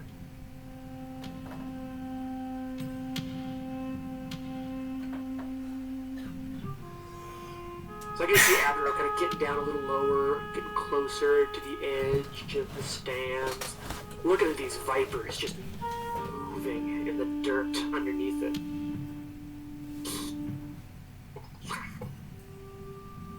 Nice. Nice! So that's a success. Talk me through how a success plays out visually for you. He gets down though. He has Ursa with him, and he just kind of he does the snake charmer thing, where he just kind of moves slowly, kind of back and forth, and he kind of slowly reaches out, and he's able to grab one, kind of behind the head, and he kind of just is moving slowly, brings him outside, and kind of does that, and lets Ursa kind of make sure they don't get too close to any of the people's ankles. It's kind of just slow and methodical, and yeah, snaky. So you shoo the snakes while you kind of get them going. It's interesting to you. You kind of pay attention to this. It sort of stands out. Man, nothing about these snakes shouldn't have wanted to have been here. Sure. You've been here for a few days. Maybe you missed them, but it doesn't seem right. But there's not a whole lot of time to think about that now. Because even as you're wrapping this up, and I'll say between Garbanzo's performance and the crowd at this point kind of does notice you, even because he captures a lot of them, he captures those whole stands, but there's sort of stands on the side are watching you charm these 4 vipers, and you and the bear just sort of working through it. The crowd loves it. The bear, the vipers, they're all about it. It has everything. And so I'm going to give you guys for that another excitement bonus. Yeah. But now it's well time. Well done. I like that we don't resort to combat for everything. Yeah, I gotta say, this one's, like I said, it's funny for me because I ran the other group through it, and it was anytime there was combat potential, there was combat. And so we're actually moving through tonight at double the pace of the other adventure I've run. Hey, that's cool with me. Get more play. Super into it. I love it. I'm so into it.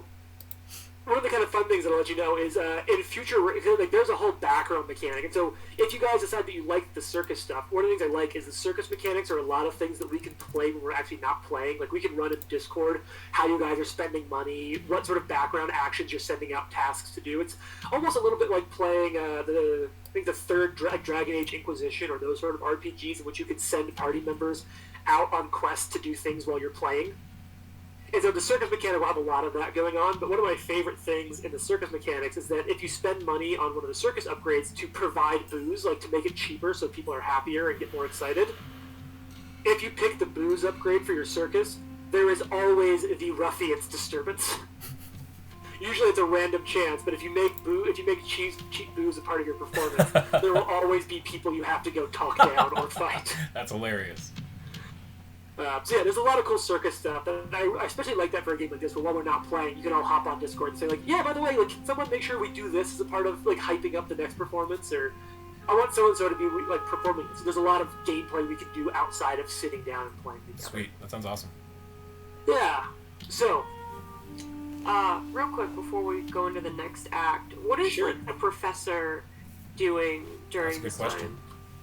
So he's moving between, and he's really helping people put the final touches on their act. So given that a lot of it's you, what's left, he's talking with Bourdain. He's running through checklists, making sure everything in there is right, that the water's filled.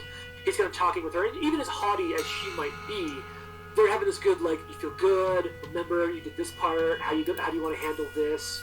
she's like, I think this is what I want to try today. That's excellent. Keep in mind, this crowd seems to be loving this. Like, he's basically like the corner person for every performing act. You know, he's got the towel, he's got the water. You know, swish, swish, spit, go. He's really in it, and he has. You did notice this because it's you and Avonrun who are the most perceptive. That when he had the chance, he did cover the body of Thunder and move some of the crates around. He didn't want to like disturb the scene necessarily, but he wanted to make sure people could keep going on without just there being a dead body back there. What is the guy's full name? The professor? No. I thought his name was Mirren, but you keep calling him Thunder. That was his like middle. That was his sort of nickname. Yeah, he was Mirren Thunder something. But Thunder was everyone called him because his voice would just like grab the attention of a crowd so well. Gotcha. I almost said it was his call sign, but that is not what they would have called him. No, but it's his nickname. It's sort of his performance name. Gotcha. In the same way that there's the Featherfall 5 and all of that. He was just known as Thunder. As we come back from the snake thing, can I go over to the Featherfall 5 and ask them, like, hey, you guys aren't performing, and I didn't want to ask the snake girl, whose name I forget, because Eliza, because she seems to be caring for the snake. But you guys seem to be like pretty free right now. Could you sort of check out back here? Maybe go to the outside, like behind the stands, and just be looking for anything out of the ordinary. Yeah. Do some stealthing around the outside too, and look at, we can help. Yeah, Okay. I need to watch Bourdain, and then I am on, so here's what I'm going to do. So those of you who played Pathfinder 2nd Edition with me before know about exploration mode. So what I'm going to do is I'm going to say that action to send them out, I'm going to consider that scouting. So if something bad happens, whether it be initiative or like a trap or anything like that, everyone will get a +1 because the Kambali family will basically be giving everyone a heads up. Cool. Additionally, what I'll say is that information will come the way of the Tumbling Twins, and anything that may come up, you two can start off counting yourselves as concealed, or as hiding will be sort of your avoiding notice, that way you're not disturbing the crowd. So we'll go ahead and set that in. But now it's time for Act 3. Who wants to roll for Bourdain the Magician?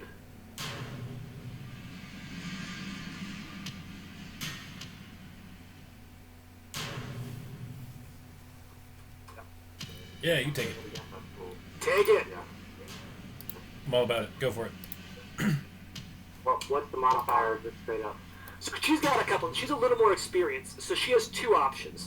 She has a Fortitude save at +8 and a Thievery check at +7. And in this case, the Fortitude check represents her holding her breath or just like keeping her calm. The Thievery represents her getting out of her manacles. However, you don't have to. You can use either one you want mechanically. No matter which one you use, though, you will receive those successive penalties on the checks. Once again, though, you have 2 uses of clowns, so you're pretty set up. She goes out there, and at the time the clowns have set up the tank, the curtain gets pulled back, and I can imagine that she's standing almost on a high dive above this tank. Actually, I got an illustration here. I'll hold up to the camera for a second.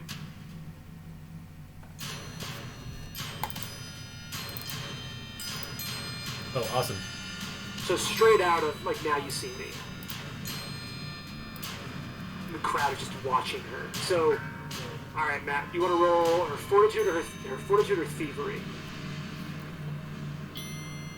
That's +8. Yeah, +8. You're muted. No, I heard him through Jason. Yeah. I mean, we're using one mic. Oh, that makes sense. So it goes off. It is mechanically a failure, but it's not a critical failure. If you want to use your second action to send in the clowns, that will convert that failure to a success. No, I think we can. We can't use a failure, so Now, what happens if she fails? she just falls into the water wrong, or She does, and as a matter of fact, with a Fortitude failure, she'll actually potentially take damage and not be able to perform in the next circus performance. But the clowns can go in and find a way to punch it up, and it makes it a success. If you want to do I'm that. also ready and waiting with a air bubble if I think that she looks like she's gonna, start to drown.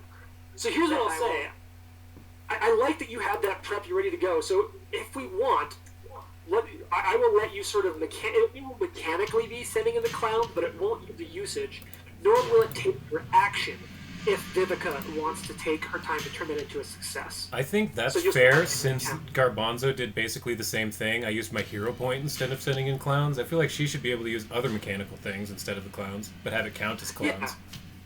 Yeah. So do you want to sort of use your reaction, Vivica, to cast water breathing? So you, boom, then it goes off. So go ahead. Is that a cantrip? It is a first level spell. Oh, then I definitely feel okay about that. So go ahead and check off you've cast it for the day. And How do I do that? cool. So inside your character sheet. Oh, speaking of that, do you want me to also take off ventriloquism from my spells? Yes, please. Okay. Yes, and I So- also don't know how to do that. You cast that off, and so we're going to convert that to a success. With that, so the audience loves it. They don't understand that there was magical systems. So you also have 2 more actions, Matt. So the crowd's like, oh, holy shit, she's so magical. Back there, Vivica's doing all the work. So Matt, you've got 2 more checks. You've got Thievery and Fortitude, and it'll be a -5. So either a +3 basically on your follow-up check if you want to.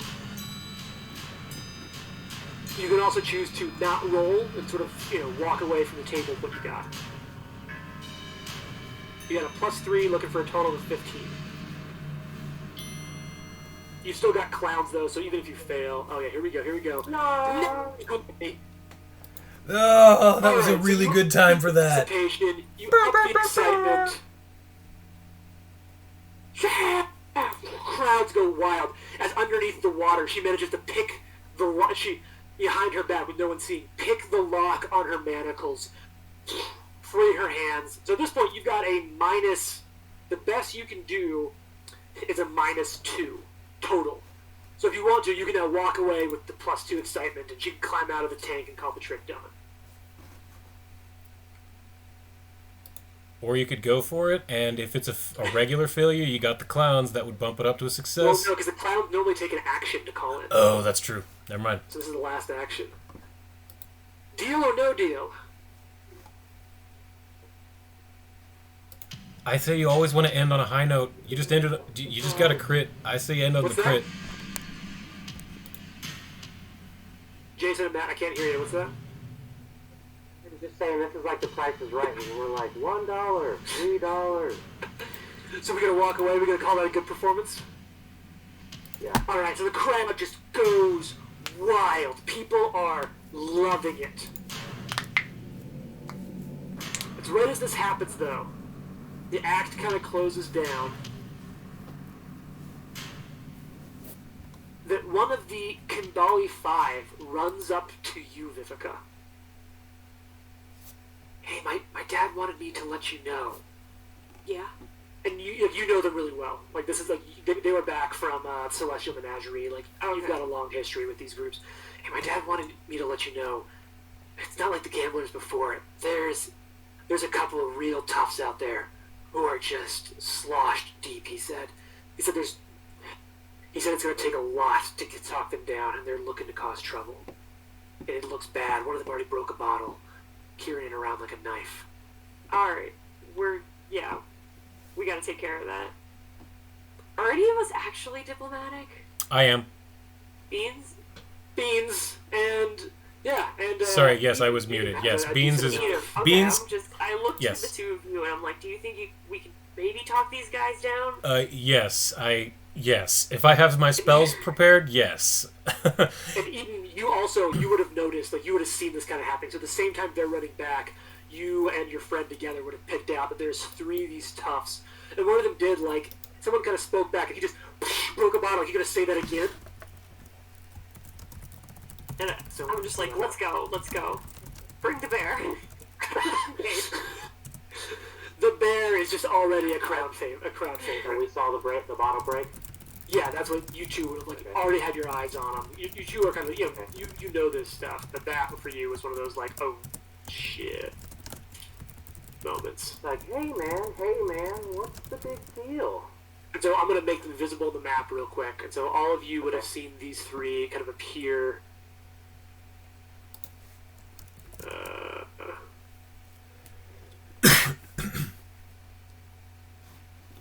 there. Over on the east. Yeah, eastern side. Okay. Oh, he's over there. You can hear that timber. Yeah. It's like cold, but I guess that is. Yeah. It's really slow. So it looks like right there. I'll pull everyone in. Is there anyone not heading over there? Beans is, yes. Anyone not? Oh, Abigail, not, you going sorry. too?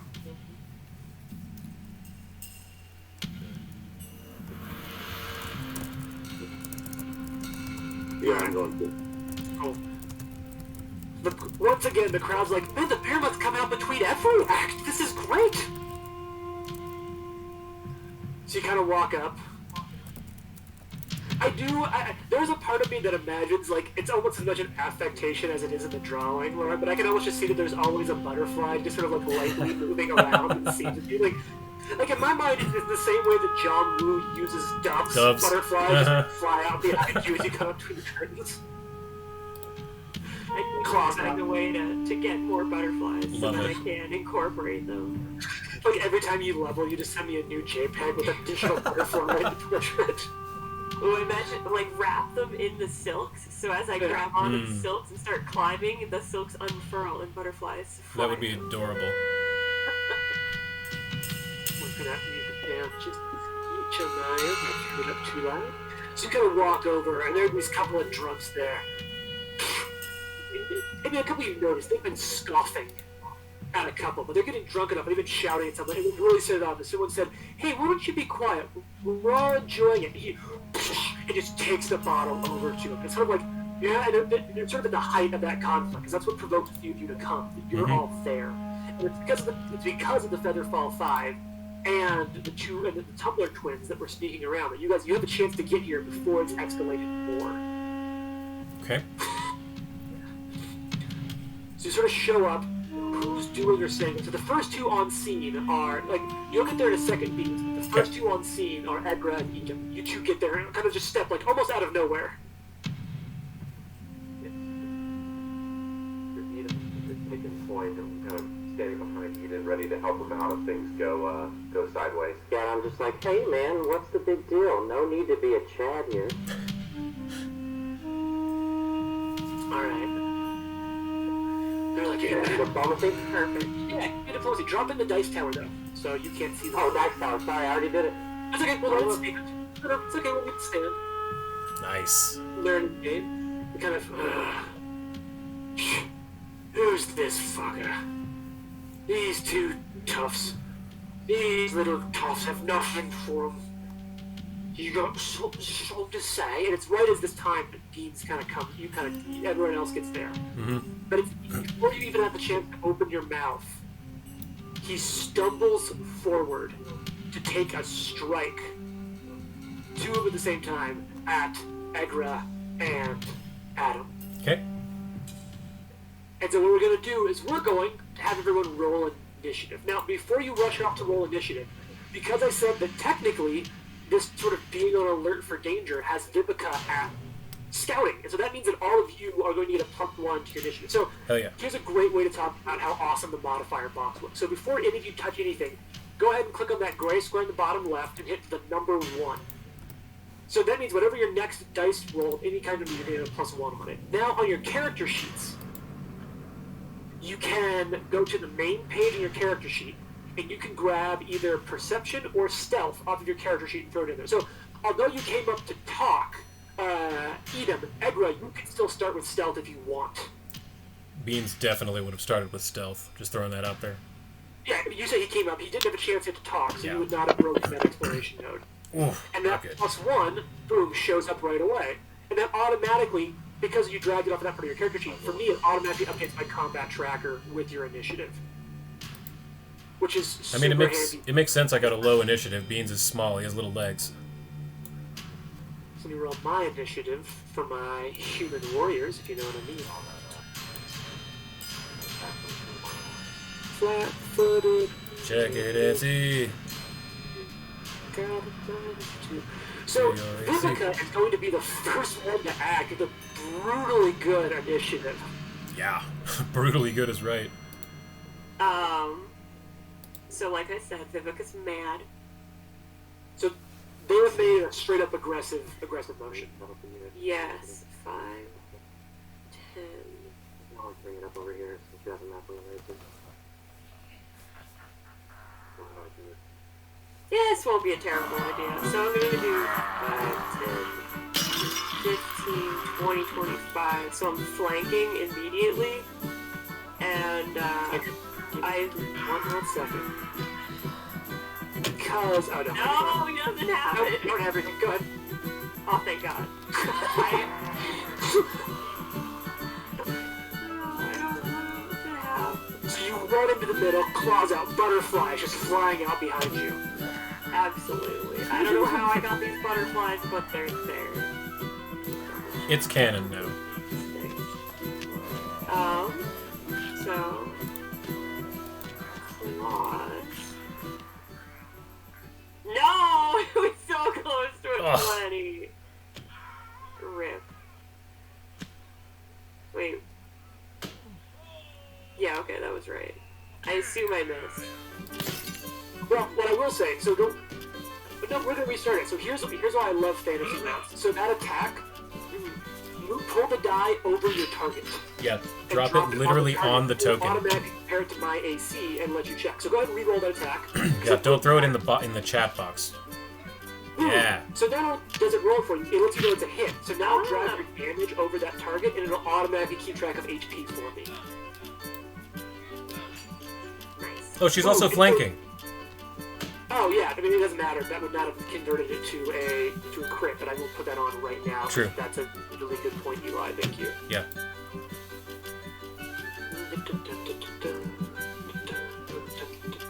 Guys, do you notice my claws do extra damage? They're a d6 instead of a d4. That's awesome. Pretty cool. Lizard folk, man. No, it's because I'm a sharp boy, girl. A sharp boy girl. Sharp Typically girl. have sharp claws. A sharp lizard. We can make it gender non-specific. Yeah. So we got full tavern brawl going on.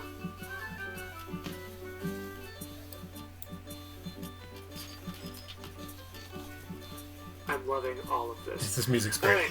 Alright. So that's one action, an attack. You've got one action left. Now, I will say for successive attacks, you have to put the modifier in for successive attacks yourself at the modifier window.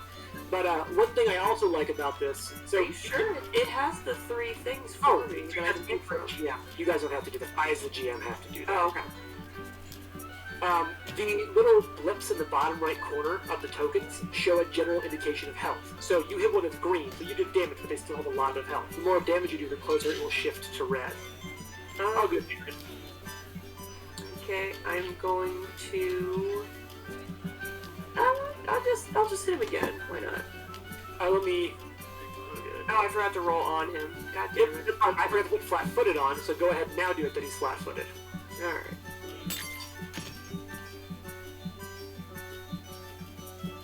Boom. So because he's flat-footed, that hits. And that's, I like to you guys can know right away. Oh, that's a hit. Boom. Keeps track of damage. So now you see that it's a little less green, it's a little closer to yellow on that blip. It's a chance for all of you to kind of get an idea of who's most wounded. This one. Awesome. So it is now Agra's turn. So you don't know how stealthy you are, but with that initiative, you can feel pretty confident. People probably kind of lost track of you in the hustle and bustle. So that means any of your opening attacks, Agra, are most likely going to be against flat-footed AC. And it'll guarantee that it'll be against a flat-footed AC if you move 1 square north. Yeah, that too.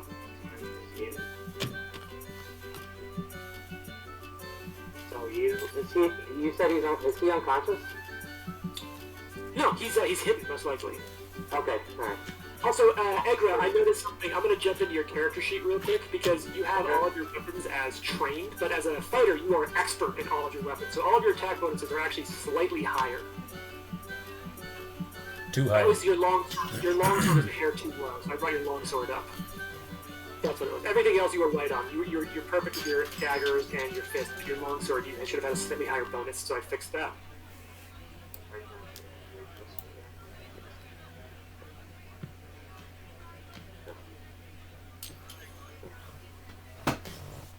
You would just do. How you do an unarmed attack in Fantasy Grounds? Just fist. So like Egra already has one in there, but you basically just find fist from your from the weapon entry in the library, and you add fist on there, and it'll be you're proficient in it. It's 1d4 plus strength. It's bludgeoning and non-lethal. I think it's also agile and finesse if you want to use dex instead.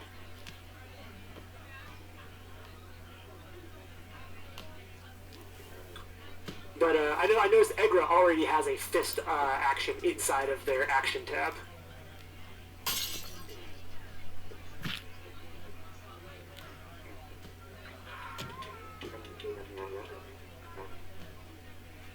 So before you attack, let me know who you're attacking so I can throw flat-footed on them, since you caught them. You'll be catching them unaware. The human warrior, the one that is Right in front of you? Got it. Yeah. Boom. Alright, I got that. So then hit tracker. You can drag it over the name of the combat tracker, or you can drag the die over their actual token on the map. And sounds good, Laura? I need to add plus one. Right there. No. Nope. Okay. Yeah, just that. So just grab that over the guy. Just like that. Whoa. So you lash out with a fist, but you're good at this. Even that low roll, you just bam and catch the guy unaware. Sock him. So now you can drag your damage over him. Would be this one, non-lethal. Yep, just grab that and roll it over him after that. There you go. Max damage. You just sock it. Nice. Now, he is now clearly aware that you're there. So if you want to continue making him flat-footed, if you use one more action to step to the north, you are then considered flanking because you're at a opposite side with Vivica, and you'll then get to keep making him flat-footed. Otherwise, will be no longer flat-footed because he now is aware that you're there and hostile.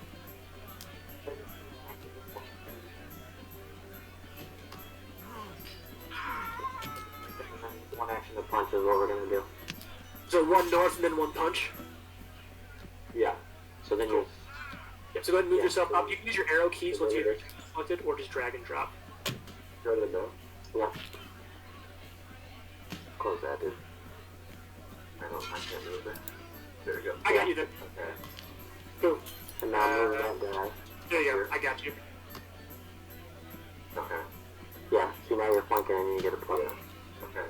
And that's the same So bonus. now it's just the second attack or the third attack?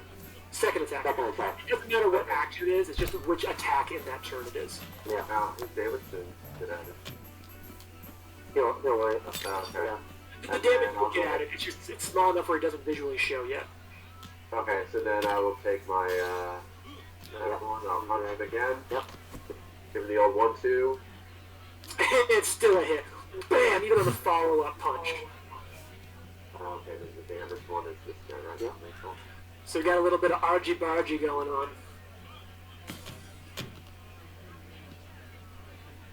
Oh, good damage. So you, bam, you kind of lay a couple hits into him. He's looking a little worse for wear.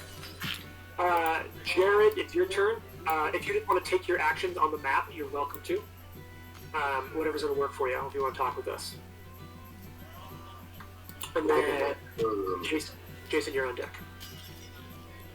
If I command Ursa, can she get up on the bleachers there? Yep. Yeah, one action from you gives Ursa 2 actions. Okay. Which is sweet. So I said, I need to move Ursa up in initiative to act at the same time as you. okay. So I point at this guy in the back, and I say, bear hug. Alright. The woman? She's gonna go up there and try and grapple. Nice! Excellent. Grapple this human warrior at the top there. Okay. Now I have no idea what to roll, I'm not gonna lie. That's fine. I do know that one. Give me one second, I'm actually going to remove this token and bring in a new Ursa token so that I can have it hotkeyed to their abilities. So that's going to be an athletics check for you. And Ursa has athletics of +6. Nice. So I'll go ahead if you want. I can go ahead and roll that, or you can roll it your choice. So just add the modifier in the box down here and then... Yep. Okay. And that'll be against their Fortitude DC. Oh yeah, Nice. no problem. So they're now so that's both their actions. They're now considered flat-footed until they can spend time to escape. Okay. So that was only one of my actions. Correct. Yeah, you used one action to command. Ursa then got to take 2 actions. You now have the remaining 2 actions of your turn. Okay, then I'm gonna move up to. Let's see. What? I'll move up to this guy here, All right. and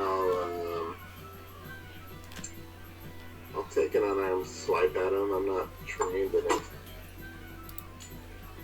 You should be. I believe Everyone's trained and unarmed, yeah. I guess I don't have it on my sheet. so It'll I be the don't- exact same bonus as your clan dagger if you want to roll for attack, and we'll just custom damage.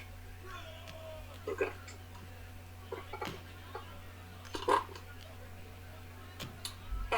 Drop it over the enemy. Drag the Oh, attack. And if you drag it, it'll automatically check to see if it's a hit or a crit, which is really nice. It keeps track of that for me. So go ahead and Okay, roll so it again helpful. and drop it over the enemy. Give me 1 sec. I gotta move some boxes around. Okay. Okay.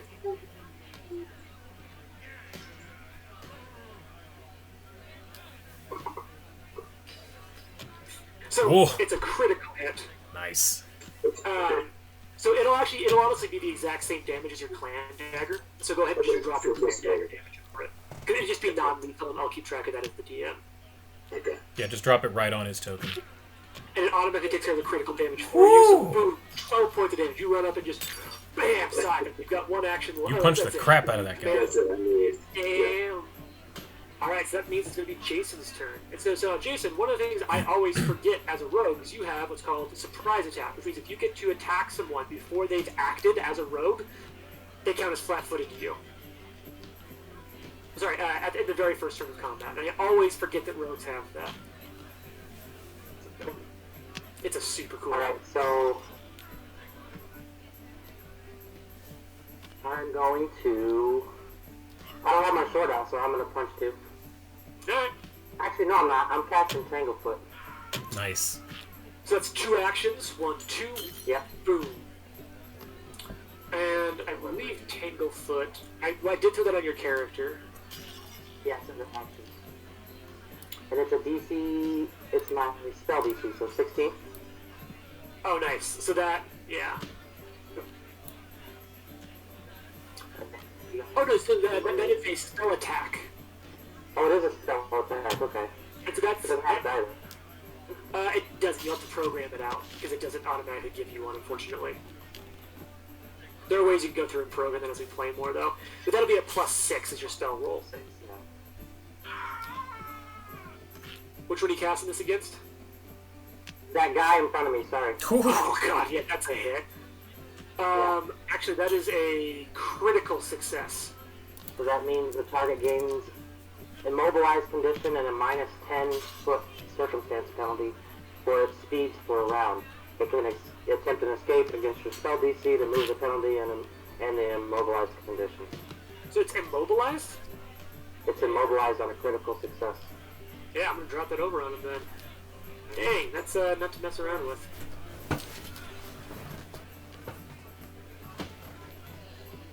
Let's see. I don't know what I'm gonna do next. You got 1 action I left, 2 action cast. Pull out my short sword. Alright.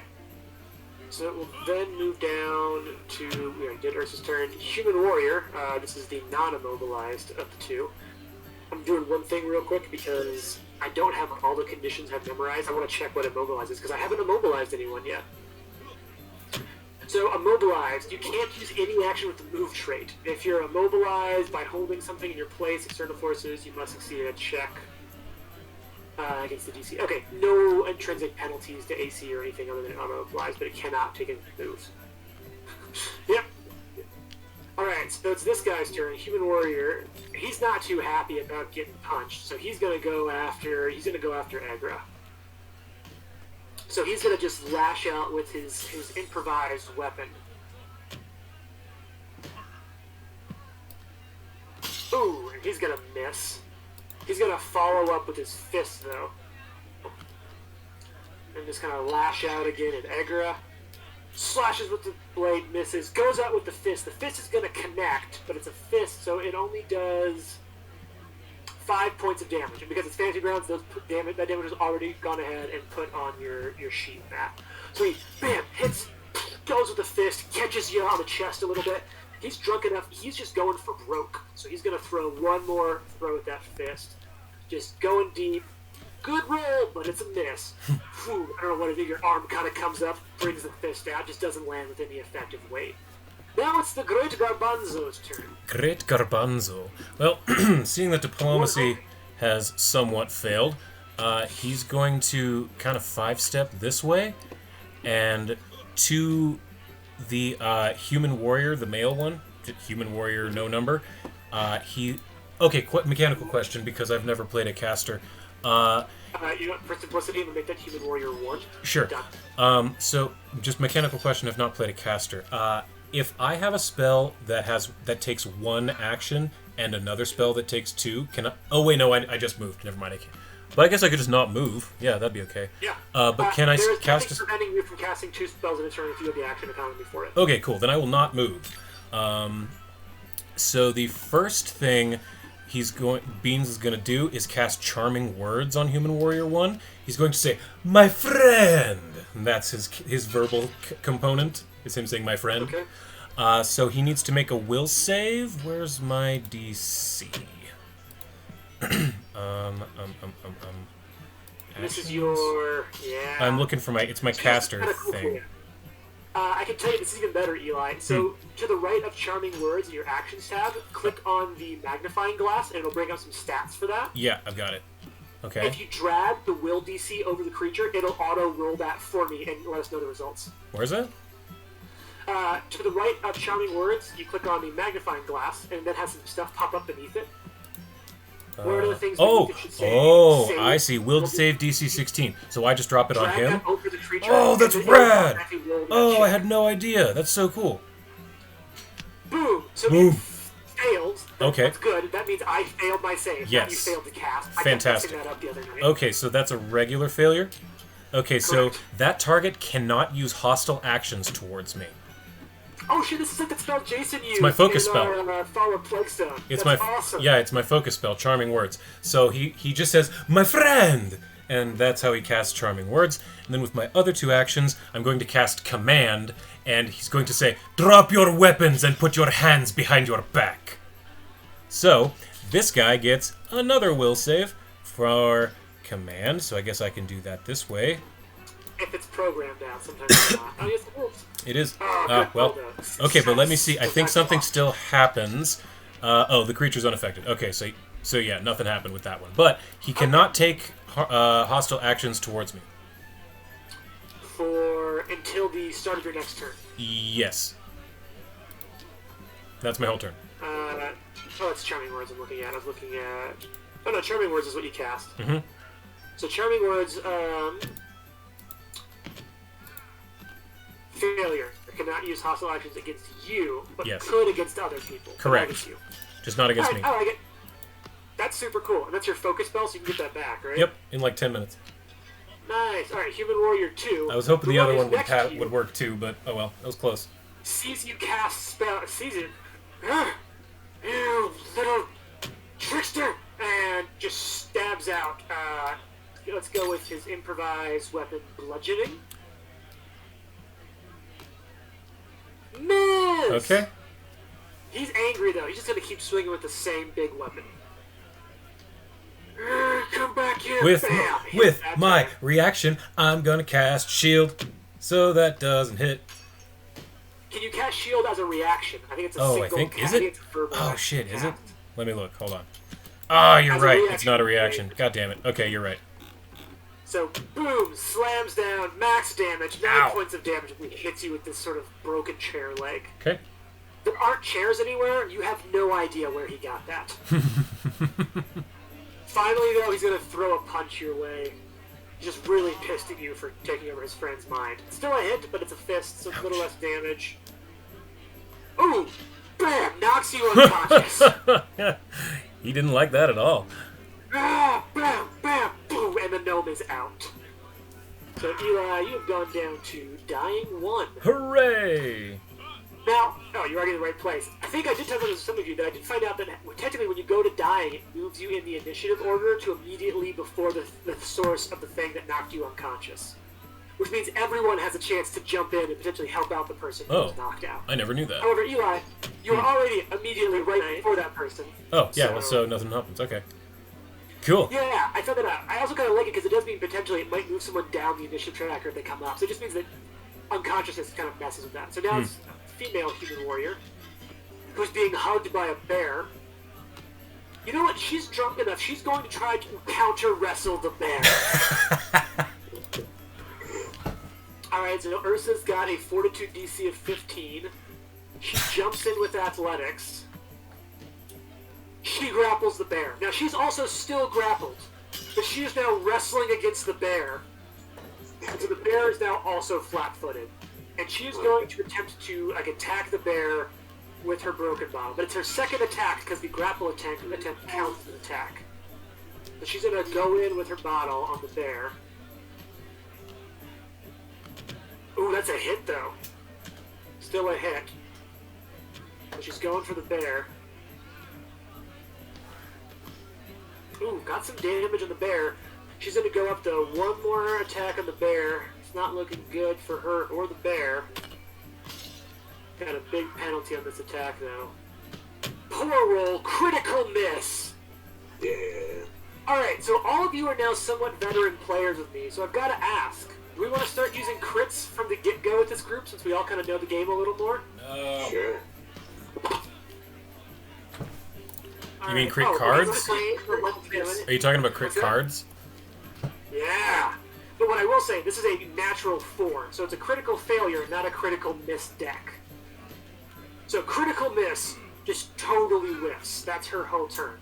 But I have the decks here on natural 1s and natural 20s. We'll start using these. I will also say I have some other friends who are starting to make their own house fumbles and crits, so I may start working those in periodically. All right, top of the order. It's round 2. It's been 6 whole seconds of chaos. Vivica, it's your turn. I guess I'll help Beans. Maybe. Alright, I don't know how to do this. So what I want to do is use the 2-action version so that it has a range of 30 feet and it increases the hit points restored by 8. Yeah, that's awesome. So Yes, please. how do I do that? Alright, so on your heal, there's the magnifying glass to the right. So you know it'll take 2 actions to cast. You say spend 2 actions. The heal in there is 1d8, and so you know it needs to be 1d8 plus 8. So the modifier, type in 8, and then pick up the heal 1d8 and drag it over Beans, and it will just straight up take care of the math on his sheet for it. Yes. Oh. Boom. Yes. So Beans is now alive with those hit points. Thank you. I know once you start using fantasy grounds, it's kind of nice that it takes care of the bookkeeping. So, okay, some of the bookkeeping. Yeah. It does most I of should it. say so. It does a pretty good chunk. Alright, so now you got 1 action left, and that was not an attack, so anything you do will still get a full attack bonus. And you're flanking 2 dudes. I Yeah. am. We'll be able to attack him so I can make him flat-footed. So the one below me is immobilized. The one... Correct. However, immobilized as he was, he just beat Garbanzo into the ground. I know. But we got him, so I guess I'll take a swipe at him and I'll be see what flat-footed. happens. He's flat-footed. Check it. See. It's a -2. 2 is Someone's phone buzzing? boom, hit! Now, Hello. Now, max damage. Oh shit. Boom! Down. Now the question is, were you actually slashing or was that non-lethal? oh no, that was legal. Whoop. I can round that if I need to. And I look at the other two and I'm like, stand down now and I'll save your friend. You scaly outsider. That's racist. That's super He racist. I was trying to be as neutral as I was comfortable being. Oh god, speaking of not being Chads, one of my favorite bits was, there was one night, people were in my apartment, and Jane's sister and brother-in-law lived down the hall from us. And there were some guys who were just kind of being assholes like that. Like, not enough to be fully called out, but they were just kind of being chatty. And as they walk by, Justin goes, "Oh look, we've got Chad, Brad, and Thad over here." Chad, Brad, and Thad. It's one of my favorite Justin stories I've ever heard. Love it. Chad, Brad, and Thad. So now if there's ever multiple Chads, I do refer to the follow-ups as Brads and Thads. All right. What would you like to do, Egra? It's your turn.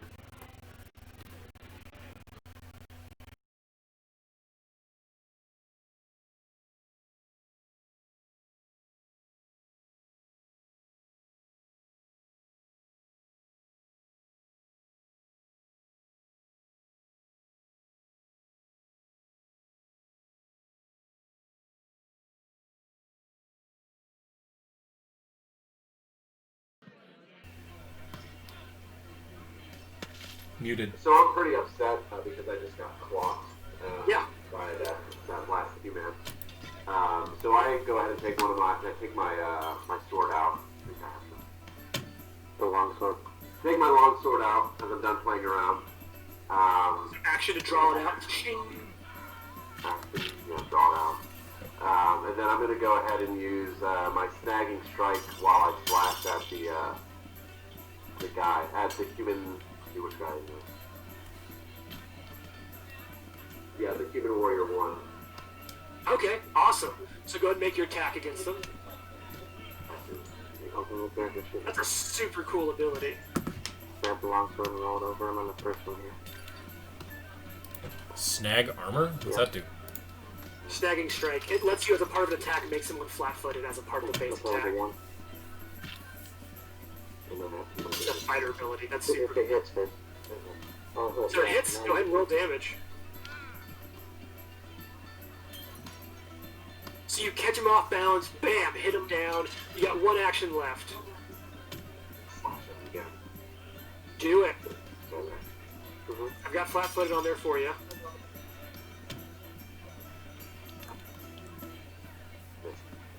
Alright, you slash out, miss on that one. Alright, Avenroe, it's your turn.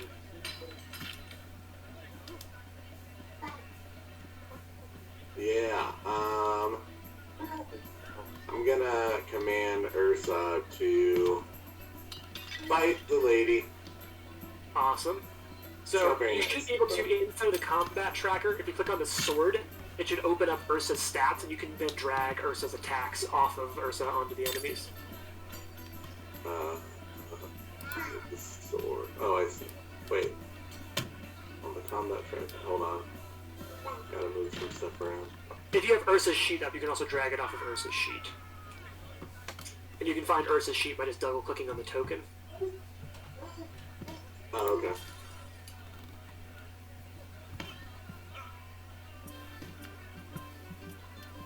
Alright. Man, looking at the art, that bear is terrifying. Yeah, it is. Yeah. So we're doing a jaw attack.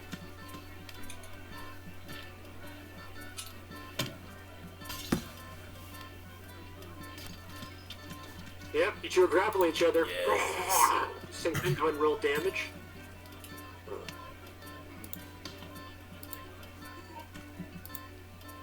Oh! Alright, what are you doing for the second action?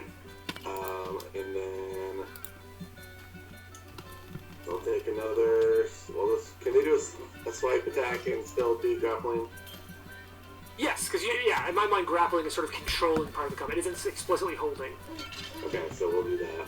So remember, yeah, and it doesn't have any. It doesn't. The penalties automatically applied. So in the modifier, you need to put -4 for its claw because it's agile. I'll modify. Okay.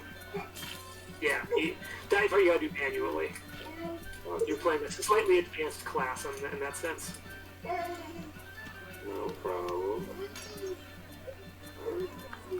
4. Nice hits. Bam! Bites in, claws out. The crowd is now going wild, but in a slightly different way as they watch a bear maul someone. Oh yeah, that guy. They're not looking good. All right, Avenroe, you've got 2 actions of yours now. Alright, I'm gonna move up and attack. I'm gonna run by this guy.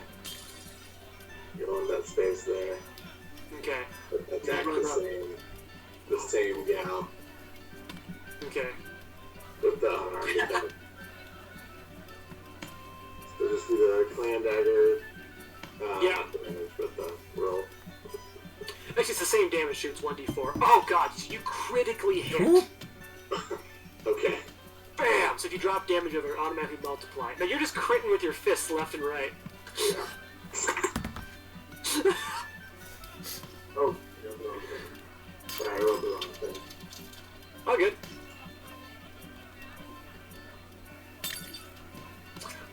Bam! And now that is non-lethal, which is fortunate. So they are just unconscious. Okay. So you run up and just boom, knock her out in the bear's arms. Perfect. That's it. All right, Adam, it's your turn. Only one conscious is Human Warrior 1 to the south of Egra. Southeast. Okay. So,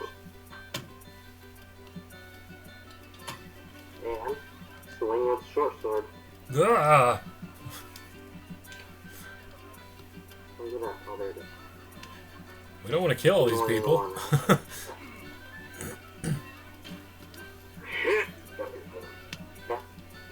I mean, they were stabbing at people with broken bottles. I guess. But yeah, you are murdering They tried to stab me with a bottle. Or you could hit him with the butt of your sword. They didn't want to listen. One.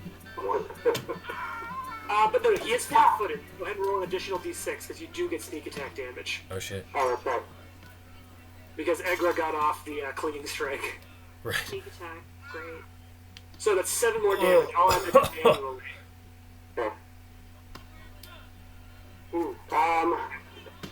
You got an Are action. you dead? No, but only barely. Not. Don't kill him. Headbutt him. Headbutt him. Yeah, Yeah, you just, can always follow with a fifth attack. yeah, just punch him in the back of the head. I'm gonna like stab and then punch. Dude, our rogue in our other game, that's his livelihood. To the Yeah. point where he now has a magically enchanted I gauntlet. get this to show up. It's so funny. He's a I've been brogue. trying to get this to show up for me, but it's not working. Actually, this is pretty simple. Let me drag Fist over, because Egra has Fist, so I'll drag Fist from Egra to you.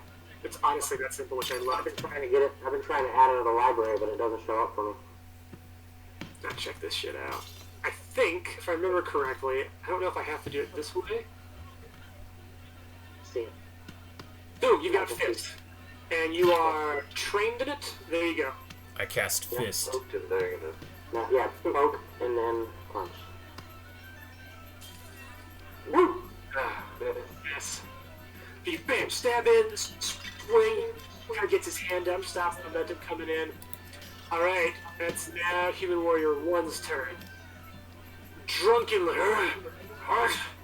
is gonna strike out at everyone around him. So let's throw his broken bottle at Egra. Miss. Then we're gonna throw a fist over at Avenro.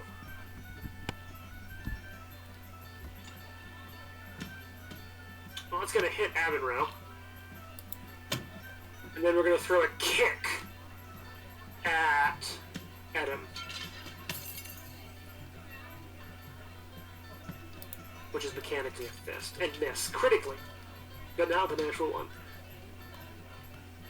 Alright, Garbanzo. Alright. Standing back You're a up. dying one. Oh no, that's right, you're a healed. Wounded one. Yeah, I'm a wounded one now, I think. That is correct. So, with one action, Garbanzo will stand up, and with his remaining 2 and his last spell slot, he will shout, "Cease!" and cast command. So, he gets a will save. Alright, so, nope. That's my turn then. Alright. He's so drunk, he don't give a shit about this gnome. They actually do, I swear to God, they actually do the bonus on will saves because they're so drunk. That's funny. It's programmed in. Of course. Because it's Pathfinder. Yeah, There yeah. are rules for For literally every part of the everything. game. Unconscious. Top of the order. Vivica, it's your turn.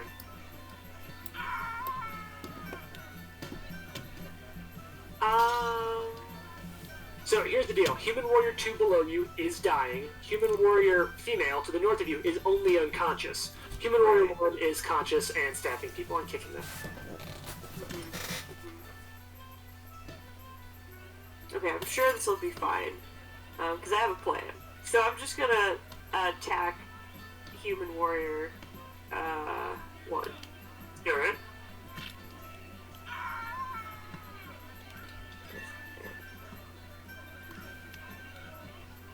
Yeah. I didn't mean it. Okay. Okay, how do I roll the critical? It'll automatically do scared it. for you. Drag the damage over it. It'll multiply it Yeah, for you. just exactly the way you normally would. Boom. Bam. Crits them down.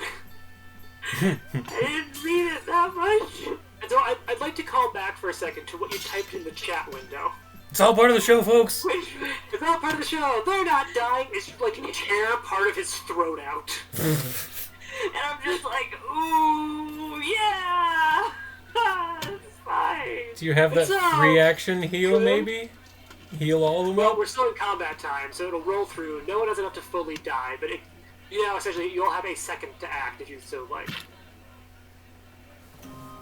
I do want to, like, my plan was to basically do like a 30-foot, like, heal Yeah, everybody go for it. so that everybody comes up and is no longer dead. All right. So yeah, you then use another heal for today. And And then, that'll also go ahead and roll it because that'll heal teammates too. yeah. It's just one teammate. Do Yeah. I just, Just roll in the chat window and I'll take care of it. oh, gross. That's fine. So it's 3 points of healing back to everyone. So Garbanzo, Sweet. you're pretty close to full. Ursto's looking a lot better. Avenro's only tickled now. And Egra's doing pretty good as well. Alright. Oh, no, I accidentally killed Ursa. Ursa is fine. Don't kill the bear! Instead of giving Ursa 4 damage, Ursa actually gave Ursa 371 damage. That's too many. It's a couple too many, yeah. So all of you are I kind of standing and there's like like shocked silence in the crowd of like, Yeah, Garbanzo will go over here. Garbanzo will go over here and attempt to diplomatically say, My friends, we apologize for the interruption of the show. There were some drunken ruffians, as you can see, but as you can see, we are helping them to their feet and we are escorting them out of the tent. We are so sorry for all of this intrusion. We would love to offer you compensatory roasted almonds for the shock and that we have given to you and your families. Please accept this token of our esteemed gratitudes for your being here. What's anyone else doing while Garbanzo did before you roll anything? Deception or What's everyone else diplomacy? doing? Yeah. Oh, yeah, okay. I'm What's like that? trying to help these people up and restrain them Okay. and heal them. Looking like I'm helping, but I'm looking in these people's pockets. Nice. Alright. Yeah, that's legit. Avonroe is commanding Ursa to start carrying them outside by their bongs or their belt or whatever. Alright, and so is Egra, you kind of doing the same thing with Adam? Or just, what are you up to? Are you talking to Egra? She was Yeah, talking what's Egra doing? So Agra's just kind of looking around to make sure that there's no other ruffians that are trying to sneak up on us. Sounds They good. are additional friends. That sounds like he's in scouting mode. Yeah, so here's what I'd like. Avro, because you're sort of using such a unique situation to help with escorting them out, would you do me a favor and roll a nature check or survival, your choice, as an assist towards the Garbanzo sort of diplomacy or cover this up as performance, or to sort of, placate people? Sure. Get my skill.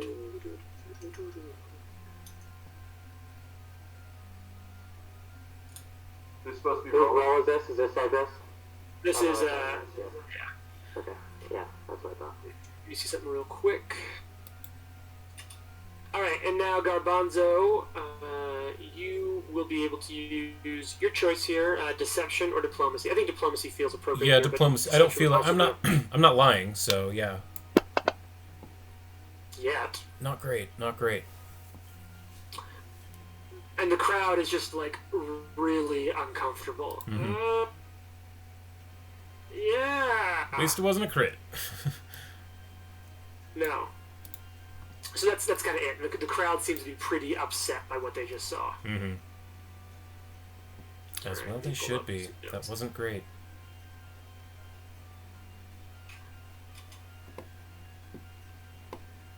All right. But eventually you kind of get everyone out there, and the group works their way back. It's uncomfortable. Yeah. So Could we have sent in the clowns? I'm going to make that DC slightly easier because of the heel that was pulled off. I think because it's like everyone feels the energy flow through them. So I'm going to call it a success. You guys don't get any penalties, but you don't get any bonuses for this either. I'll take that. All right. So it's a little after 4. So I think how I kind of want to set up the end of this episode, as you will, is you all kind of work your way back. You've helped the toughs out. It was a little hairy there for a second. Garbanzo, you got to see the other side. Maybe there's some use there in your act. Mm-hmm. Yeah. I have seen death. I have seen death. Oh, he's gonna play that up. Thanks. Hand up some XP. But you all kind of get back. You realize, like, holy cow, you've gone through so much.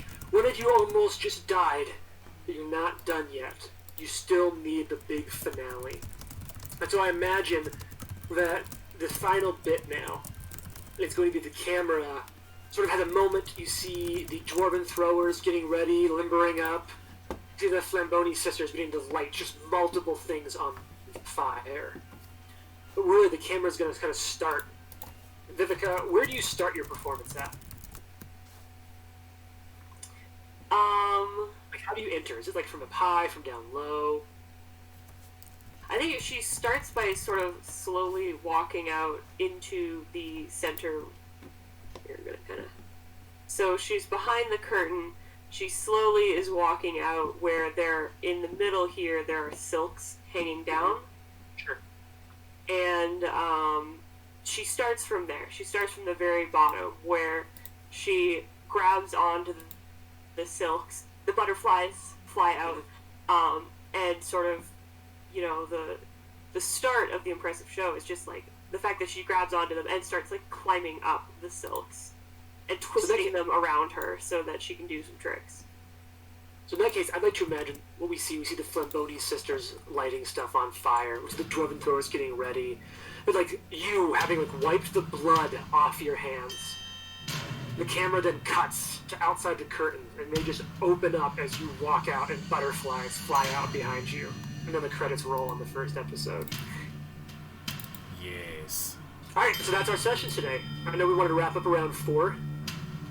So I really appreciate everyone kind of joining in. And what I'm going to go ahead and do, what I like to do a lot when I'm playing it, well, first I'm going to turn down this goddamn music. I'm going to turn the music a little bit. What I like to do when I'm playing in Fantasy Grounds is I usually type up sort of a brief couple sentences or a paragraph or two of what happened so we can all remember. And then I'll load that into the calendar app, which let me pull up the calendar of Galarian. Here we go.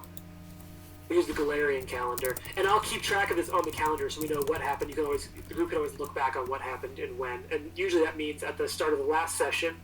That